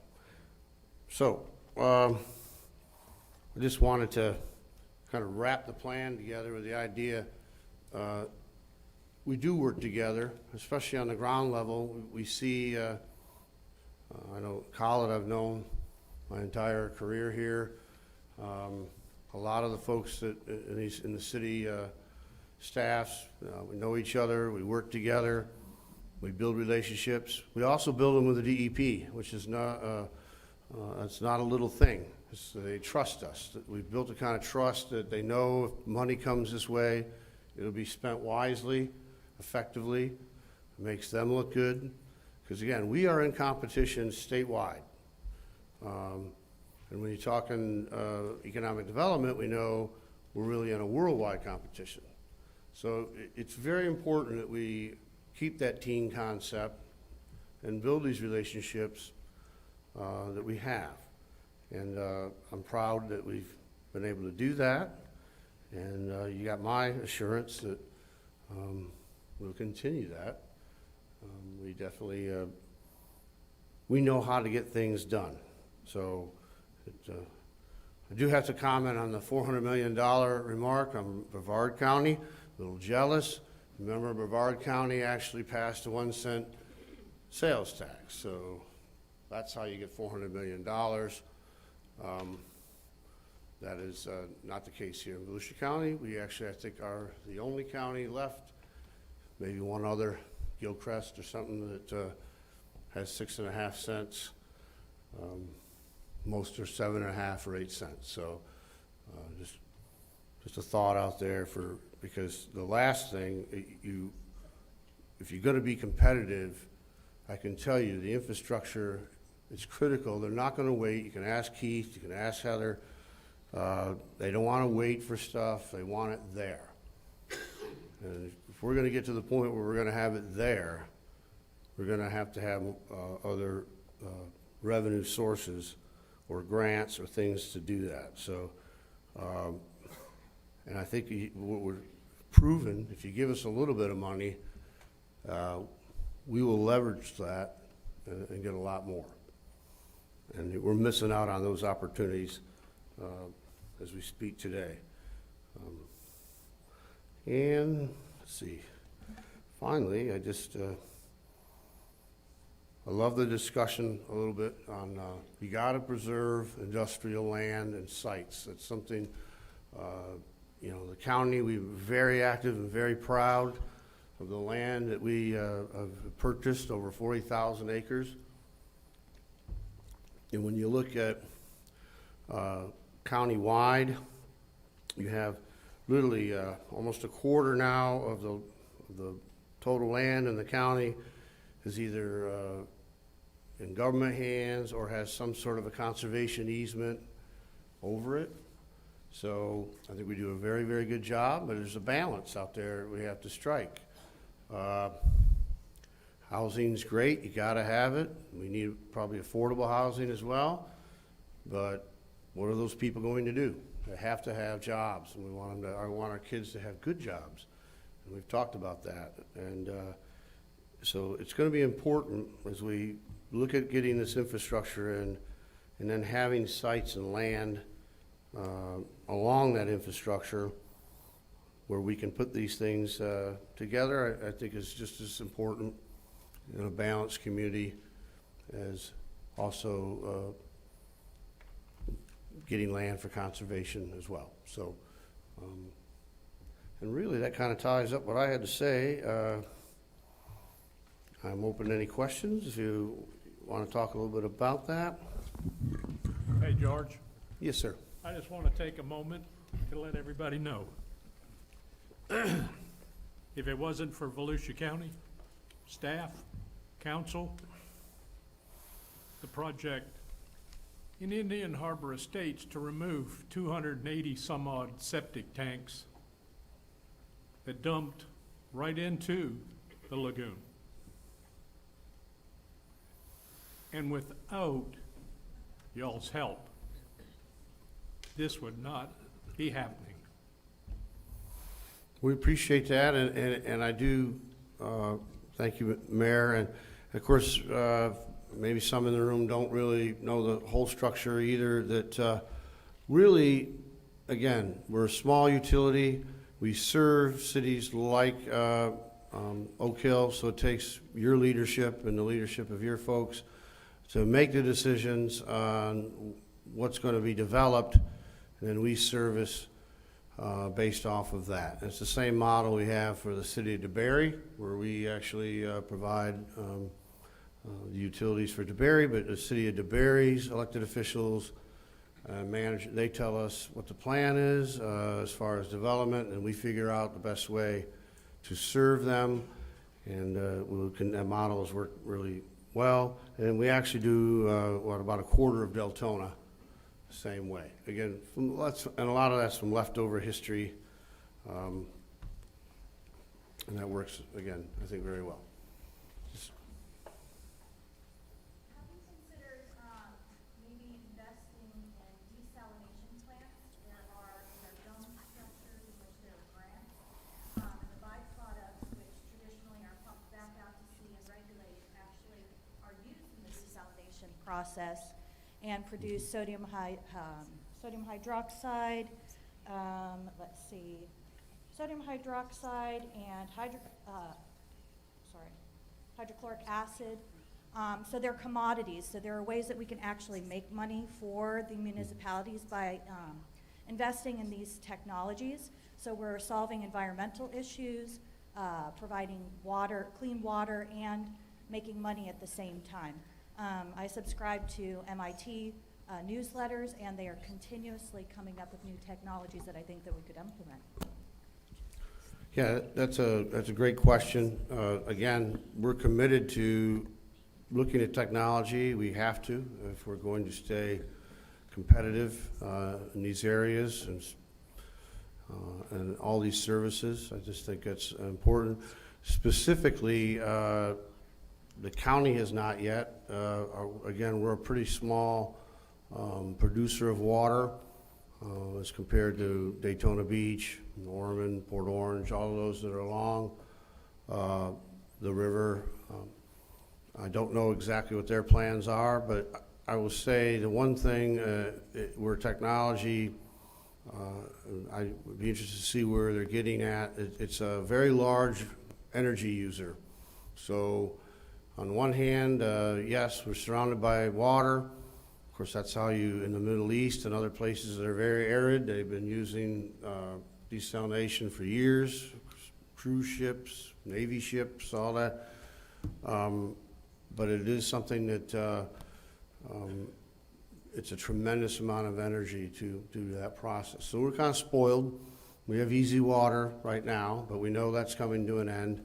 And I do think communities are looking at alternative sources, including reservoirs, rivers, and of course desalination is definitely on the table. And in fact, it's used in Tampa Bay. It's the largest one in the state of Florida, and they've been using that for at least 10 or 15 years.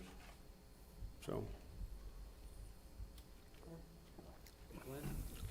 George, in the southeast Volusia, obviously most utilities are supplied by the cities or by the Utilities Commission. Obviously the Utilities Commission and the cities have been working hard to provide for these things so they can avoid septic tanks. Years ago that wasn't the case, but they've done a good job of planning now and providing for these areas. Have you looked at the idea of partnering with, for instance, the city of New Smyrna Beach or anyone else and trying to take out these pockets of septic tanks like you did with Oak Hill? There's one in Silver Sands, for instance, that is still producing, all those homes are still producing septic tanks and effluent into the lagoon. That's on our radar. I don't think we've been super active yet, but that is part, we're trying to do now with the RAP and these other programs is get the most bang for our buck, which right now in this particular area is stormwater runoff. It is the largest producer of the pollutants, and you guys down here are a little bit lucky in that while you do have some stuff right up on top of the lagoon, you don't have it in the same kind of volume that other areas. So as we work our way down through the big producers, we'll be targeting areas like that, and I think partnership will be essential in order to do that. We have a partnership right now. I must mention another area. We're working to, of course, on the west side of the county, we have springs that we're protecting, and they are natural wonders, and they very stringent statutes, and of course we want to keep them clean.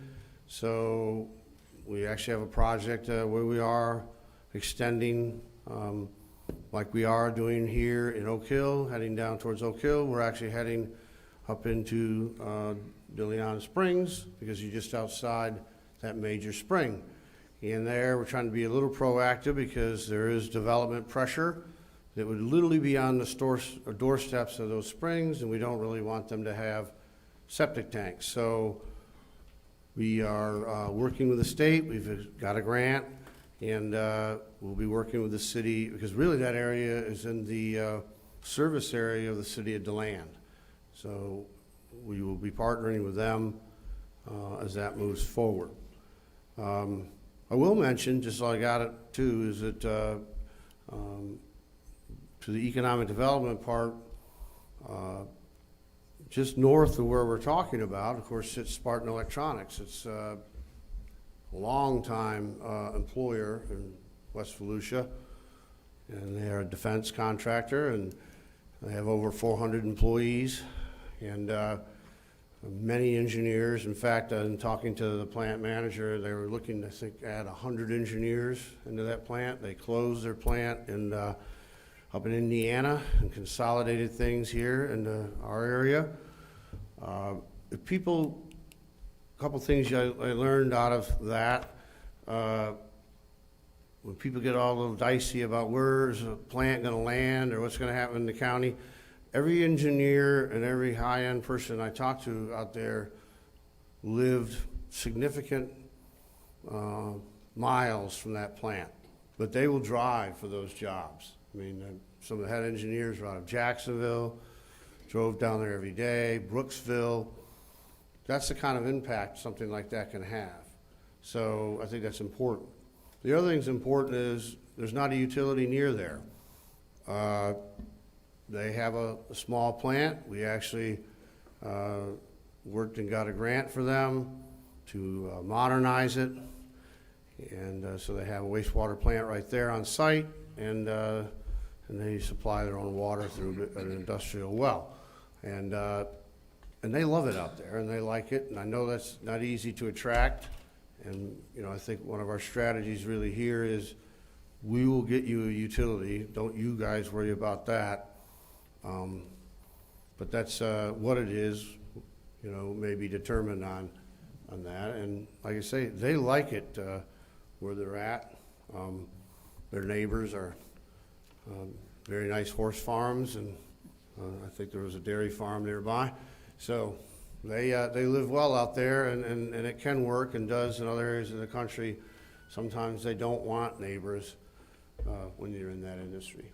So I think, you know, that's really the key, and I think that's the message that George has been trying to convey, is the county is ready and willing and has a track record of partnerships.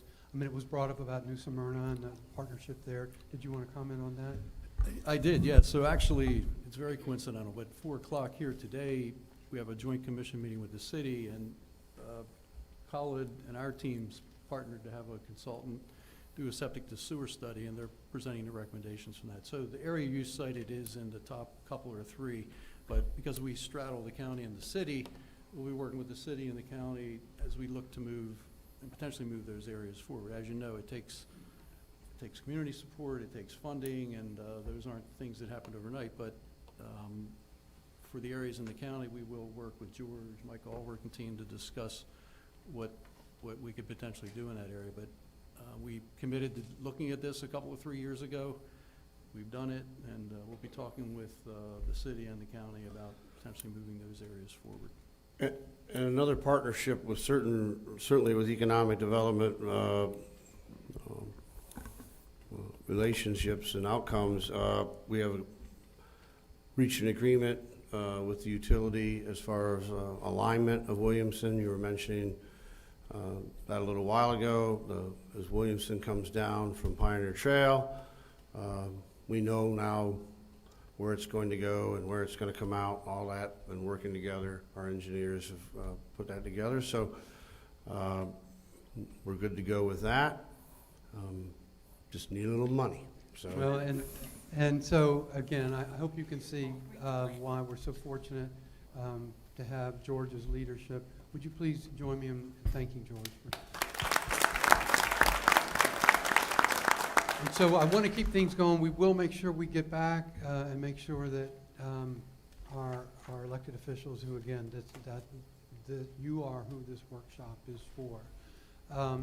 But partnerships and regionalism continues to be the theme. I mentioned before, Tracy Barlow has done a phenomenal job of leading this initiative at the Chamber, not the least of which was through his relationships and reaching out to the partnership with the Central Florida Regional Planning Council, who they have brought expertise, they have brought resources to help us in this process. So I'd like to turn it back over to Tara now, who's going to take us through this last section. Thank you so much. George's presentation really highlighted the opportunity that you all have today, the importance that you have today of addressing infrastructure in a regional aspect. And with the different utilities going over different jurisdictional lines and all those partnerships, it really does make sense for all of you to work together to create a regional infrastructure plan. You've done it before. You've done it through the Regional Assurance Plan, which has been talked about. Volusia County is doing it right now with their water plan. So we really wanted to just kind of brainstorm today to talk about what exactly could be in the plan and why it's important. There was a lot of conversation about water and sewer and how it benefits the lagoon and the quality of life, and that's definitely one aspect, and taking advantage of that, as well as other infrastructure opportunities that are coming and are already planned for. So there was a conversation of 10th Street, right? So improvements to 10th Street also brought in a stormwater pond, right? So how can we take advantage of different opportunities so we say dig once instead of dig 3 times in order to put the infrastructure in place? So it would take a lot of coordination to figure out what's coming down the pipeline, what are some opportunities that we can pull in together. And so a lot of the dollars right now coming from the federal government, you know, as George had mentioned, you got to have a plan. If you don't have a plan, you don't know what you're doing, and using that plan, assigning dollars, really is going to be able for you to leverage other dollars, other grant opportunities. So that is another benefit of having this regional plan. And again, like I said, it's been done before, so you all work really well together. It's kind of a no-brainer. So really want to talk about moving that forward today. The idea of the plan really is to lower the barriers to bring in the industry. We talked about being site ready, that industries want to have a site to be able to go to. We want to talk about having, being able to turn constraints into opportunities. So some of the areas that you may have identified to take a closer look at, maybe there's wetlands that are in that area. If you can create maybe a regional stormwater park and create some green stormwater infrastructure, so it's less gray infrastructure that needs to go in there. You're able to create buffers between other types of land uses and use the environment to then improve the environment. So those are all different types of strategies and opportunities that we can look at when creating a regional infrastructure plan. And then the question to you is, what is site readiness, right? In order to be ready for these different industries that are coming in, what infrastructure needs to be there in order for them to be successful? We know water and sewer, right? What else? What else are they looking for? And in talking about site readiness, are we also talking about future readiness? We talk about changes in technology. Is Southeast Volusia going to say, not only are we site ready, we're here, you know, and we're future ready. So in the direction that these new industries want to go in, we have it. We're ready to move forward.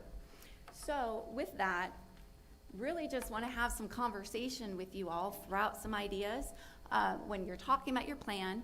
So this way staff can start pulling all of this together and work as a team and bring the partners together as well to start that framework that was talked about earlier when you guys were creating your regional assurance plan. So when you're thinking about infrastructure to be site ready, future ready, industry ready, what do you want to include in this plan besides water and sewer? Are you referring specifically to infrastructure? Infrastructure. So what is the infrastructure? Go ahead. Oh, now I forgot. I heard transportation, so let's. Ingress and egress, Okay. easy access to the sites. Perfect. So as part of your transportation infrastructure, ingress, egress. Great. Electric? Right. Electric. So now I'm going to ask, what kind of electric? Yeah, suitable for the need. Is it residential, industrial, commercial, but somebody said three-phase over here, but yeah, along your major arteries, it should be three-phase. And I've seen major stumbles happen in this area over years by people you wouldn't think do it, but it happens. Right. Three-phase electric. High-speed internet, broadband. Okay. I heard somebody else say something and I missed it. Okay, so we've got ingress, egress. What else when you think about transportation? What kind of transportation? You guys were talking about rail before, right, for freight. Maybe that's something to look at. Multiple mode of transportation. Multimodal transportation, great. Public transportation. Transit. What about those that are driving with the direction that automakers are going in? This is why I brought up, you know, your energy sources. So are your sites going to need some? Charging stations. Charging stations could be one, yep. Bob brought up, oh, I'm sorry, Clay, go ahead. I have to do a plug for Don Butler, who's our community service director. Does the concept of affordable housing strike as infrastructure? Mm-hmm. Because if you don't have the employees, how can you be attractive to the corporation? So what came out of our December 7th Affordable Housing Summit was the discussion of treating affordable housing as a part of the infrastructure. Okay. Well, and Clay, at the same time, that brings up opportunity to eventually transition in conversations for trust funds to support, where governments can partner to encourage more affordable housing. And those trust funds can be set up prior to future residential and/or commercial development that brings that impact. So I'm gonna segue that into whether it belongs or not, medical, healthcare, and schools. And one question with the demand for electric. We understand the charging stations, but where's that all coming from? Question. Anyone have an answer from that? Okay. What are some other thoughts about future readiness for your sites? Alternative energy sources, being able to create sites that are able to pull that in. Like you're talking about Solar. wind, Nuclear power plant in Edgewater. turbines. That's a good source. Wouldn't it be great if you guys had a turbine manufacturer that was making turbines for your... What about your stormwater?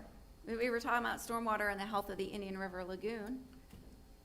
We need some stormwater infrastructure, low-impact development. Is low-impact development considered infrastructure? Well, it takes away from your gray infrastructure, so absolutely. Utilities. Mhm. Electric, sewer, water, stormwater. So electric, water, stormwater, all your utilities. All right. Anyone have anything else they want to add to this before we move on? So I think this is kind of leading to the title of your slide, a comprehensive regional infrastructure strategy and plan Yep. that ties it together. And then the corollary to that George mentioned, and it's directly applicable because we're not competitive with our neighbors to the south because they have one. And as a corollary to that, they were able to convince their citizens to support a funding stream Exactly. that then made them competitive for matching dollars. So, we are at a disadvantage right now because we don't have an adequate infrastructure funding stream. Exactly. The public likes to see, okay, you're asking me for money, where is this money going to go? So when you have a plan to point to and say, with this penny sales tax, here's the projects we're going to work on over the next 30 years. And then understanding then how that ties into better jobs, better schools, healthcare, all of that is going to be really important. So, okay, when you're telling your staff we need to bring together all of our partners to the table, who do you want to see at the table? We know you have your utility providers. Is there anyone thinking outside the box that you really think needs to be at the table in order to think about funding sources, think about projects, bring in innovative technology to make these infrastructure plans more creative and streamlined, efficient, effective? Any Major ideas? landowners, I'm sorry? the major landowners in Okay. the area. Yeah, I don't know if this direction you're heading is kind of in line with that, but I've always thought, we need the representatives of the folks that we're trying to attract. The CEOs. I know we have the CEO Business Alliance here with some former CEOs, but having them tell us this is where you're lacking, I would be there, but for this, it would be extremely helpful to me. I think that's great, especially, if they want to have something specific in order to make their business a success, you need to make sure that you're ready for that. Along that point, while it's not hard infrastructure, once a company has those hard infrastructure elements in place, it's all about manpower, so you really need to have training resources, education at the table too. Great. Any other thoughts on partners? Yeah, I should point out, he's absolutely right regarding education. At one point, we almost lost Boston Whaler as an employer because we didn't have the education properly. And Daytona State stepped up at that time and set up a program specifically for that industry. And Glenn, you may recall, one of our early discussions, like about 20 years ago, was about actually having a campus of Daytona State. Well, we've got one at New Smyrna, Edgewater, in, I think, the Farmington community we were talking about at that time. So training, access to it, and of course, I think public education, K-12, but also technical education to do the manpower training. Any other thoughts on this? No. All right. And then finally, just really some open conversation about what your vision for the plan would be, direction to the staff. They've been sitting here listening to you, so they have a direction to go in. They know some ideas are focusing around the type of infrastructure to include, who to bring to the table. Do you have any other thoughts or considerations for them as they move forward? Yes,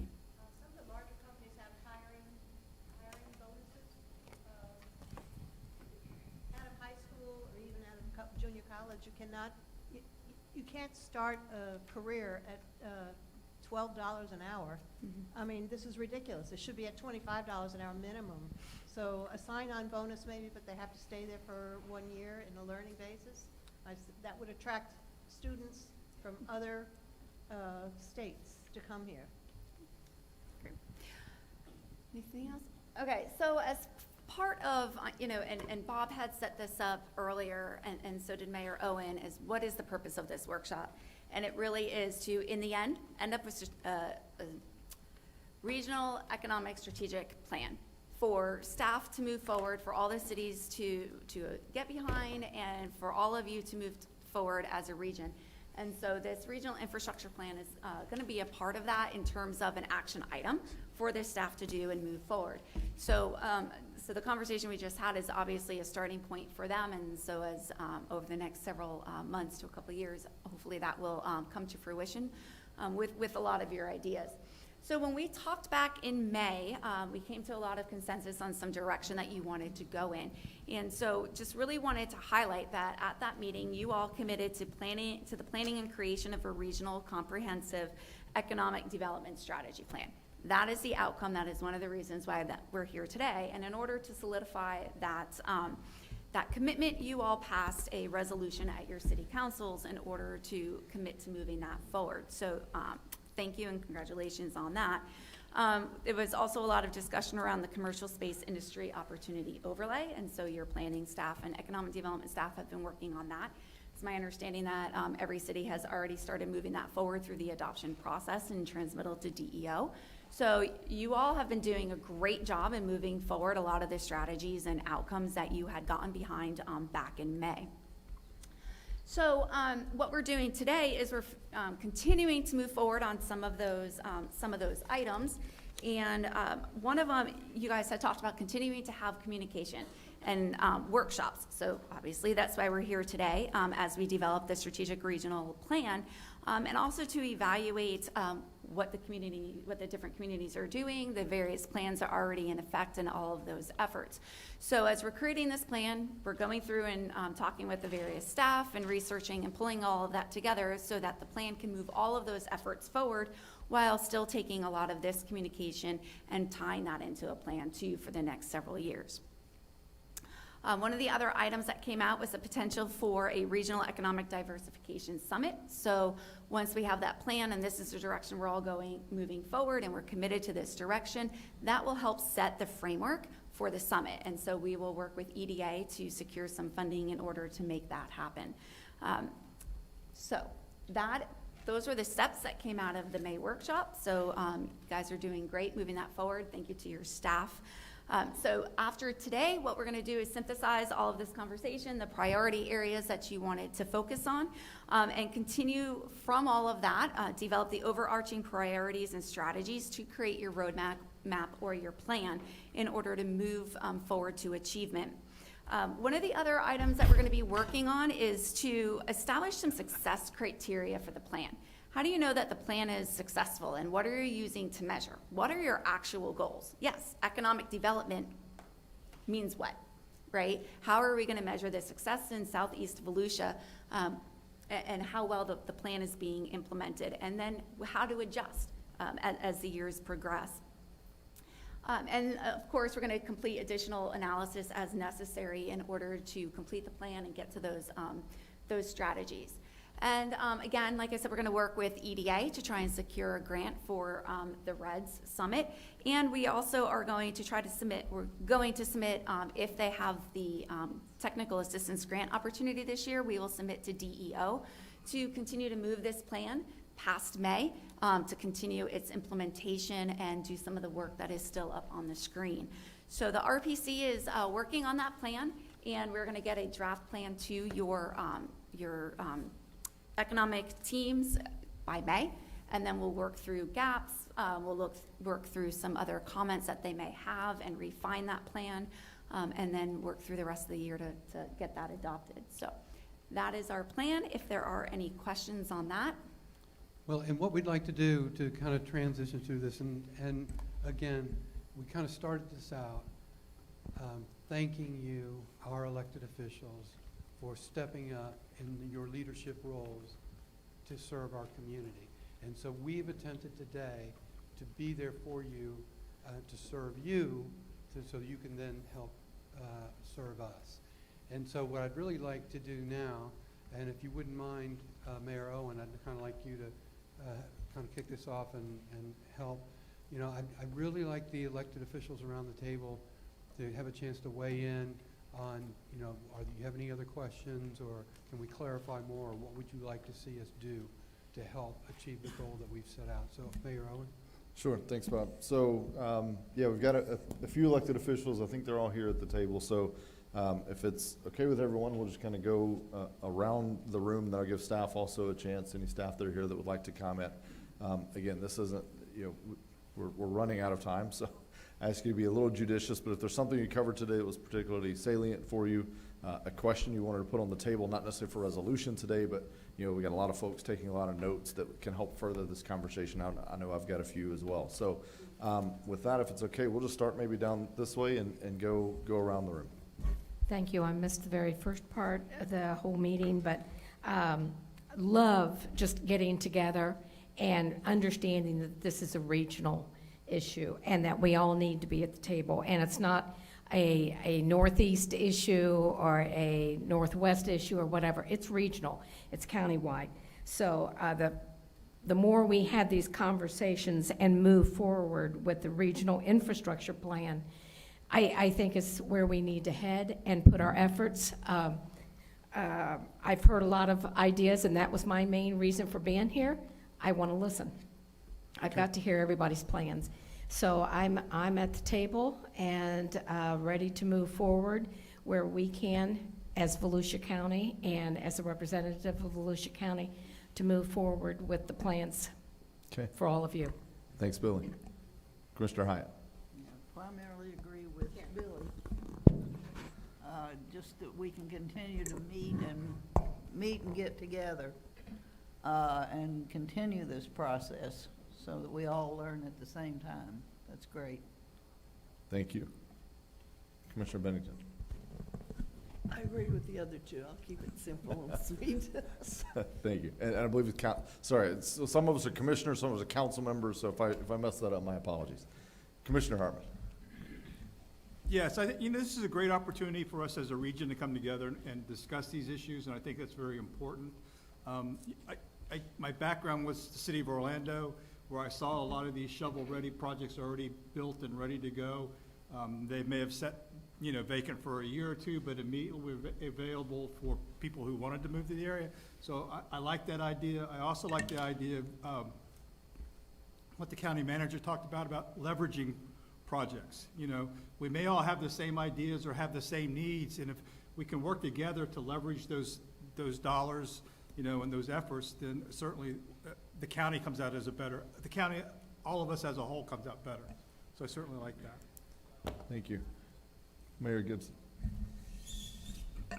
I believe what this meeting has done for all of us, we realize that we have to be unified in our efforts to make Volusia County the best county in the state of Florida. Each city has the same problems. I don't care how big you are or how small. Funding. If we have the funding sources available to us, we can get a lot of infrastructure problems taken care of and clean up the Mosquito Lagoon as part of our efforts, because that's one of my main efforts, is to remove the septic tanks from along that river. Edgewater, by the way, has done an excellent job. The mayor told me that it only had 84 septic tanks left in town. So it all comes right down to funding. And if we can come up with a way to entice federal dollars to help us do this, it will benefit every one of us, every taxpayer, because the half-cent sales tax would have been nice because it would have generated funds like George mentioned. And it's something that we have to readdressed down the road. The public, to me, the voting public needs to realize that everybody in this room, their purpose is not to raise taxes. But we'll just take health care for an instance, and I hate to keep running my mouth, but I do. As a health insurance agent for the state of Florida, it's all age-rated. So you take a city, and every year, its employees get older. Every year, the rate goes up. The more employees you have to adjust your budget to take care of that increase. And like I said, none of us like to say, I approve this tax increase. I'm done. Thank you. Councilwoman Bowers.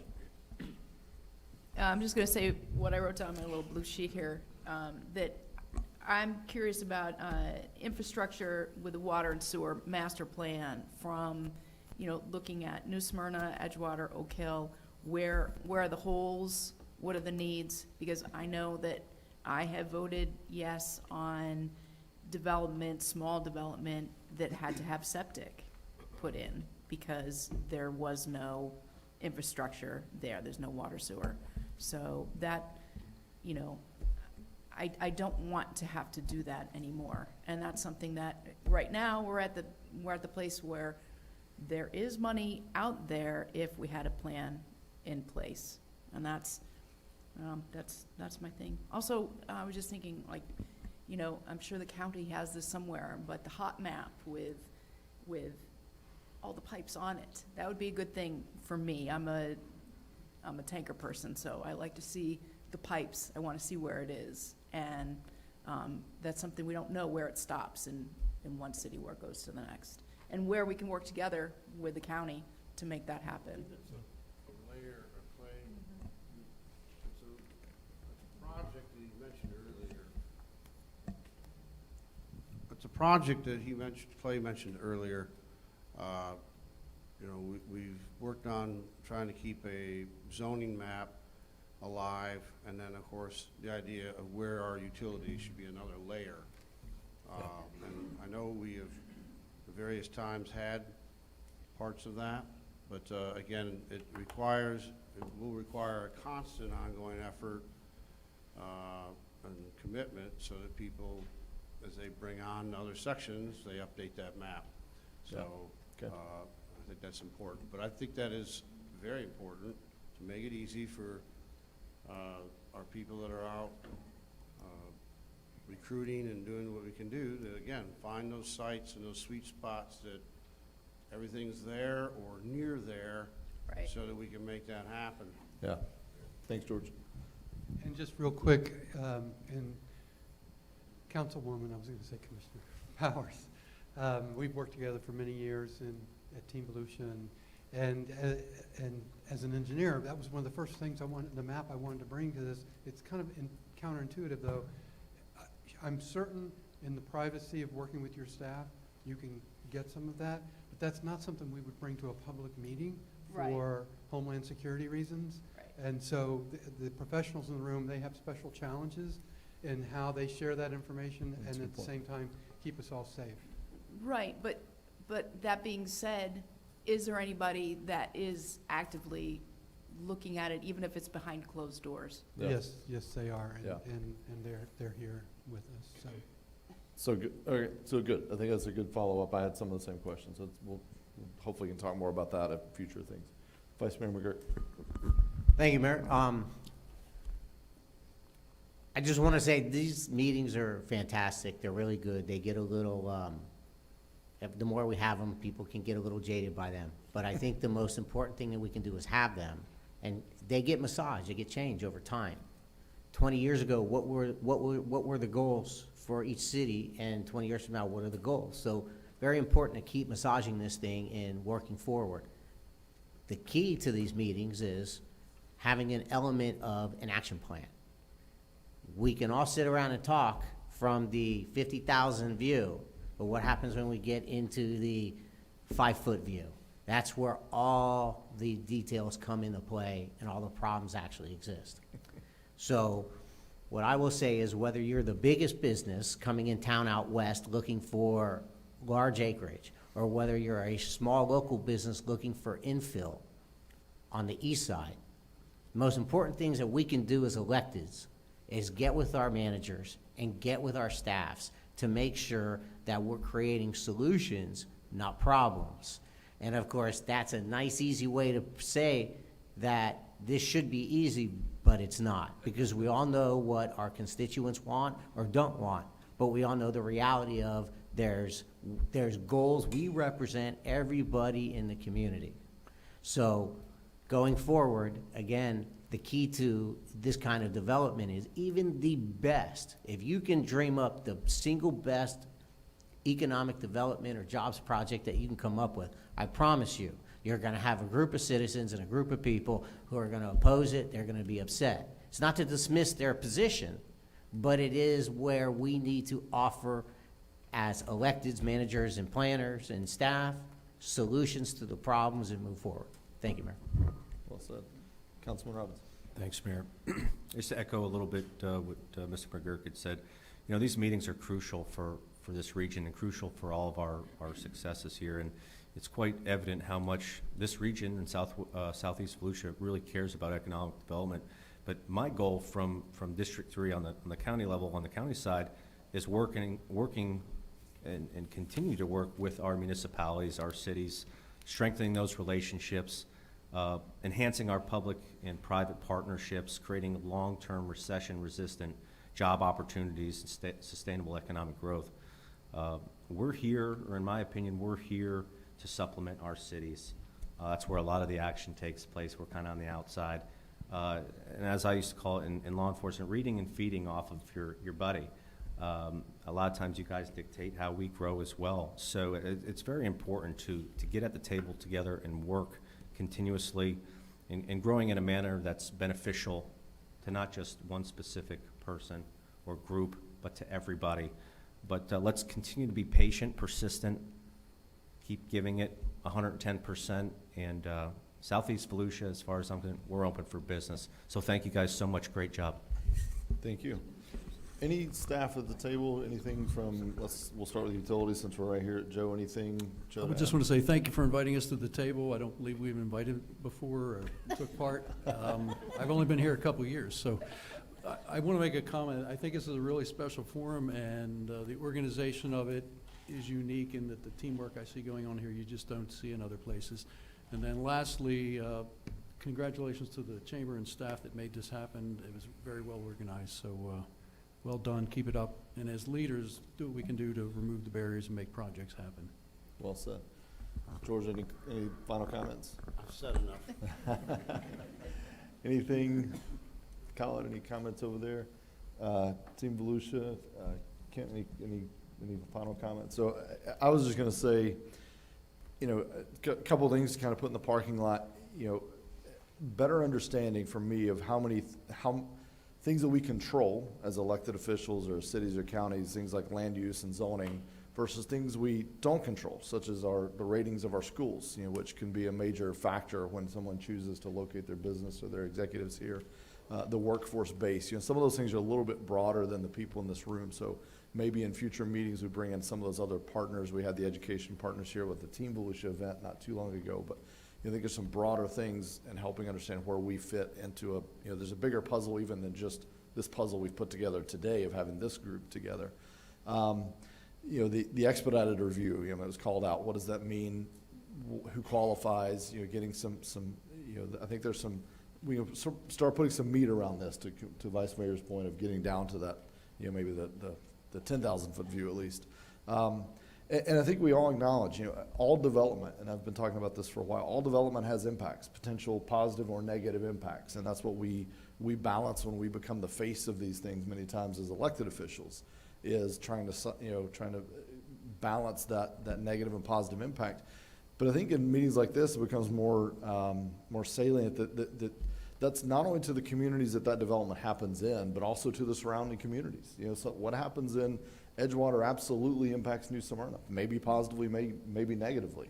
And that goes up and down the coast. And that's why I think this form of engagement, although not the easiest thing to pull together, not the easiest thing to work through, I think it's going to be more critical than ever moving forward. I think the easiest thing is to kind of retreat to our comfort zones as cities and, back to our little commission chambers and talk about the 3 or 4 items on our agenda. This is tough. These are tough topics to coalesce around, but I think this is something I would like to see happen more often, and that we get better at and we get more mature at having these conversations. And when I say mature, meaning that we've just done it more and we've kind of worked through some knotholes and figured out how we can make this productive and good for staff, good for us, and good for our citizens, which is why we're all here, is to try to move these initiatives forward that we've all heard from our citizens are important to them. Yeah, I think it's a good day, and thank you to everyone who helped bring it together. Thank you, Mayor, for your leadership on this. And so I think we're ready to close this out. I want to thank everyone who attended today and the support that you've shown. I want to thank the sponsors that made this possible. Couldn't say enough about the Central Florida Regional Planning Council and what they brought to the table in expertise. Again, it is your Chamber of Commerce, the Southeast Volusia Chamber of Commerce, that really was able to pull this together. But at the end of the day, to our elected officials, you are the ones that we're here to serve. And if there's something you need or some other way that we can better support you, that's what we're here for, and we're just glad you're here for us. So with that, this meeting's adjourned. Thank you very much.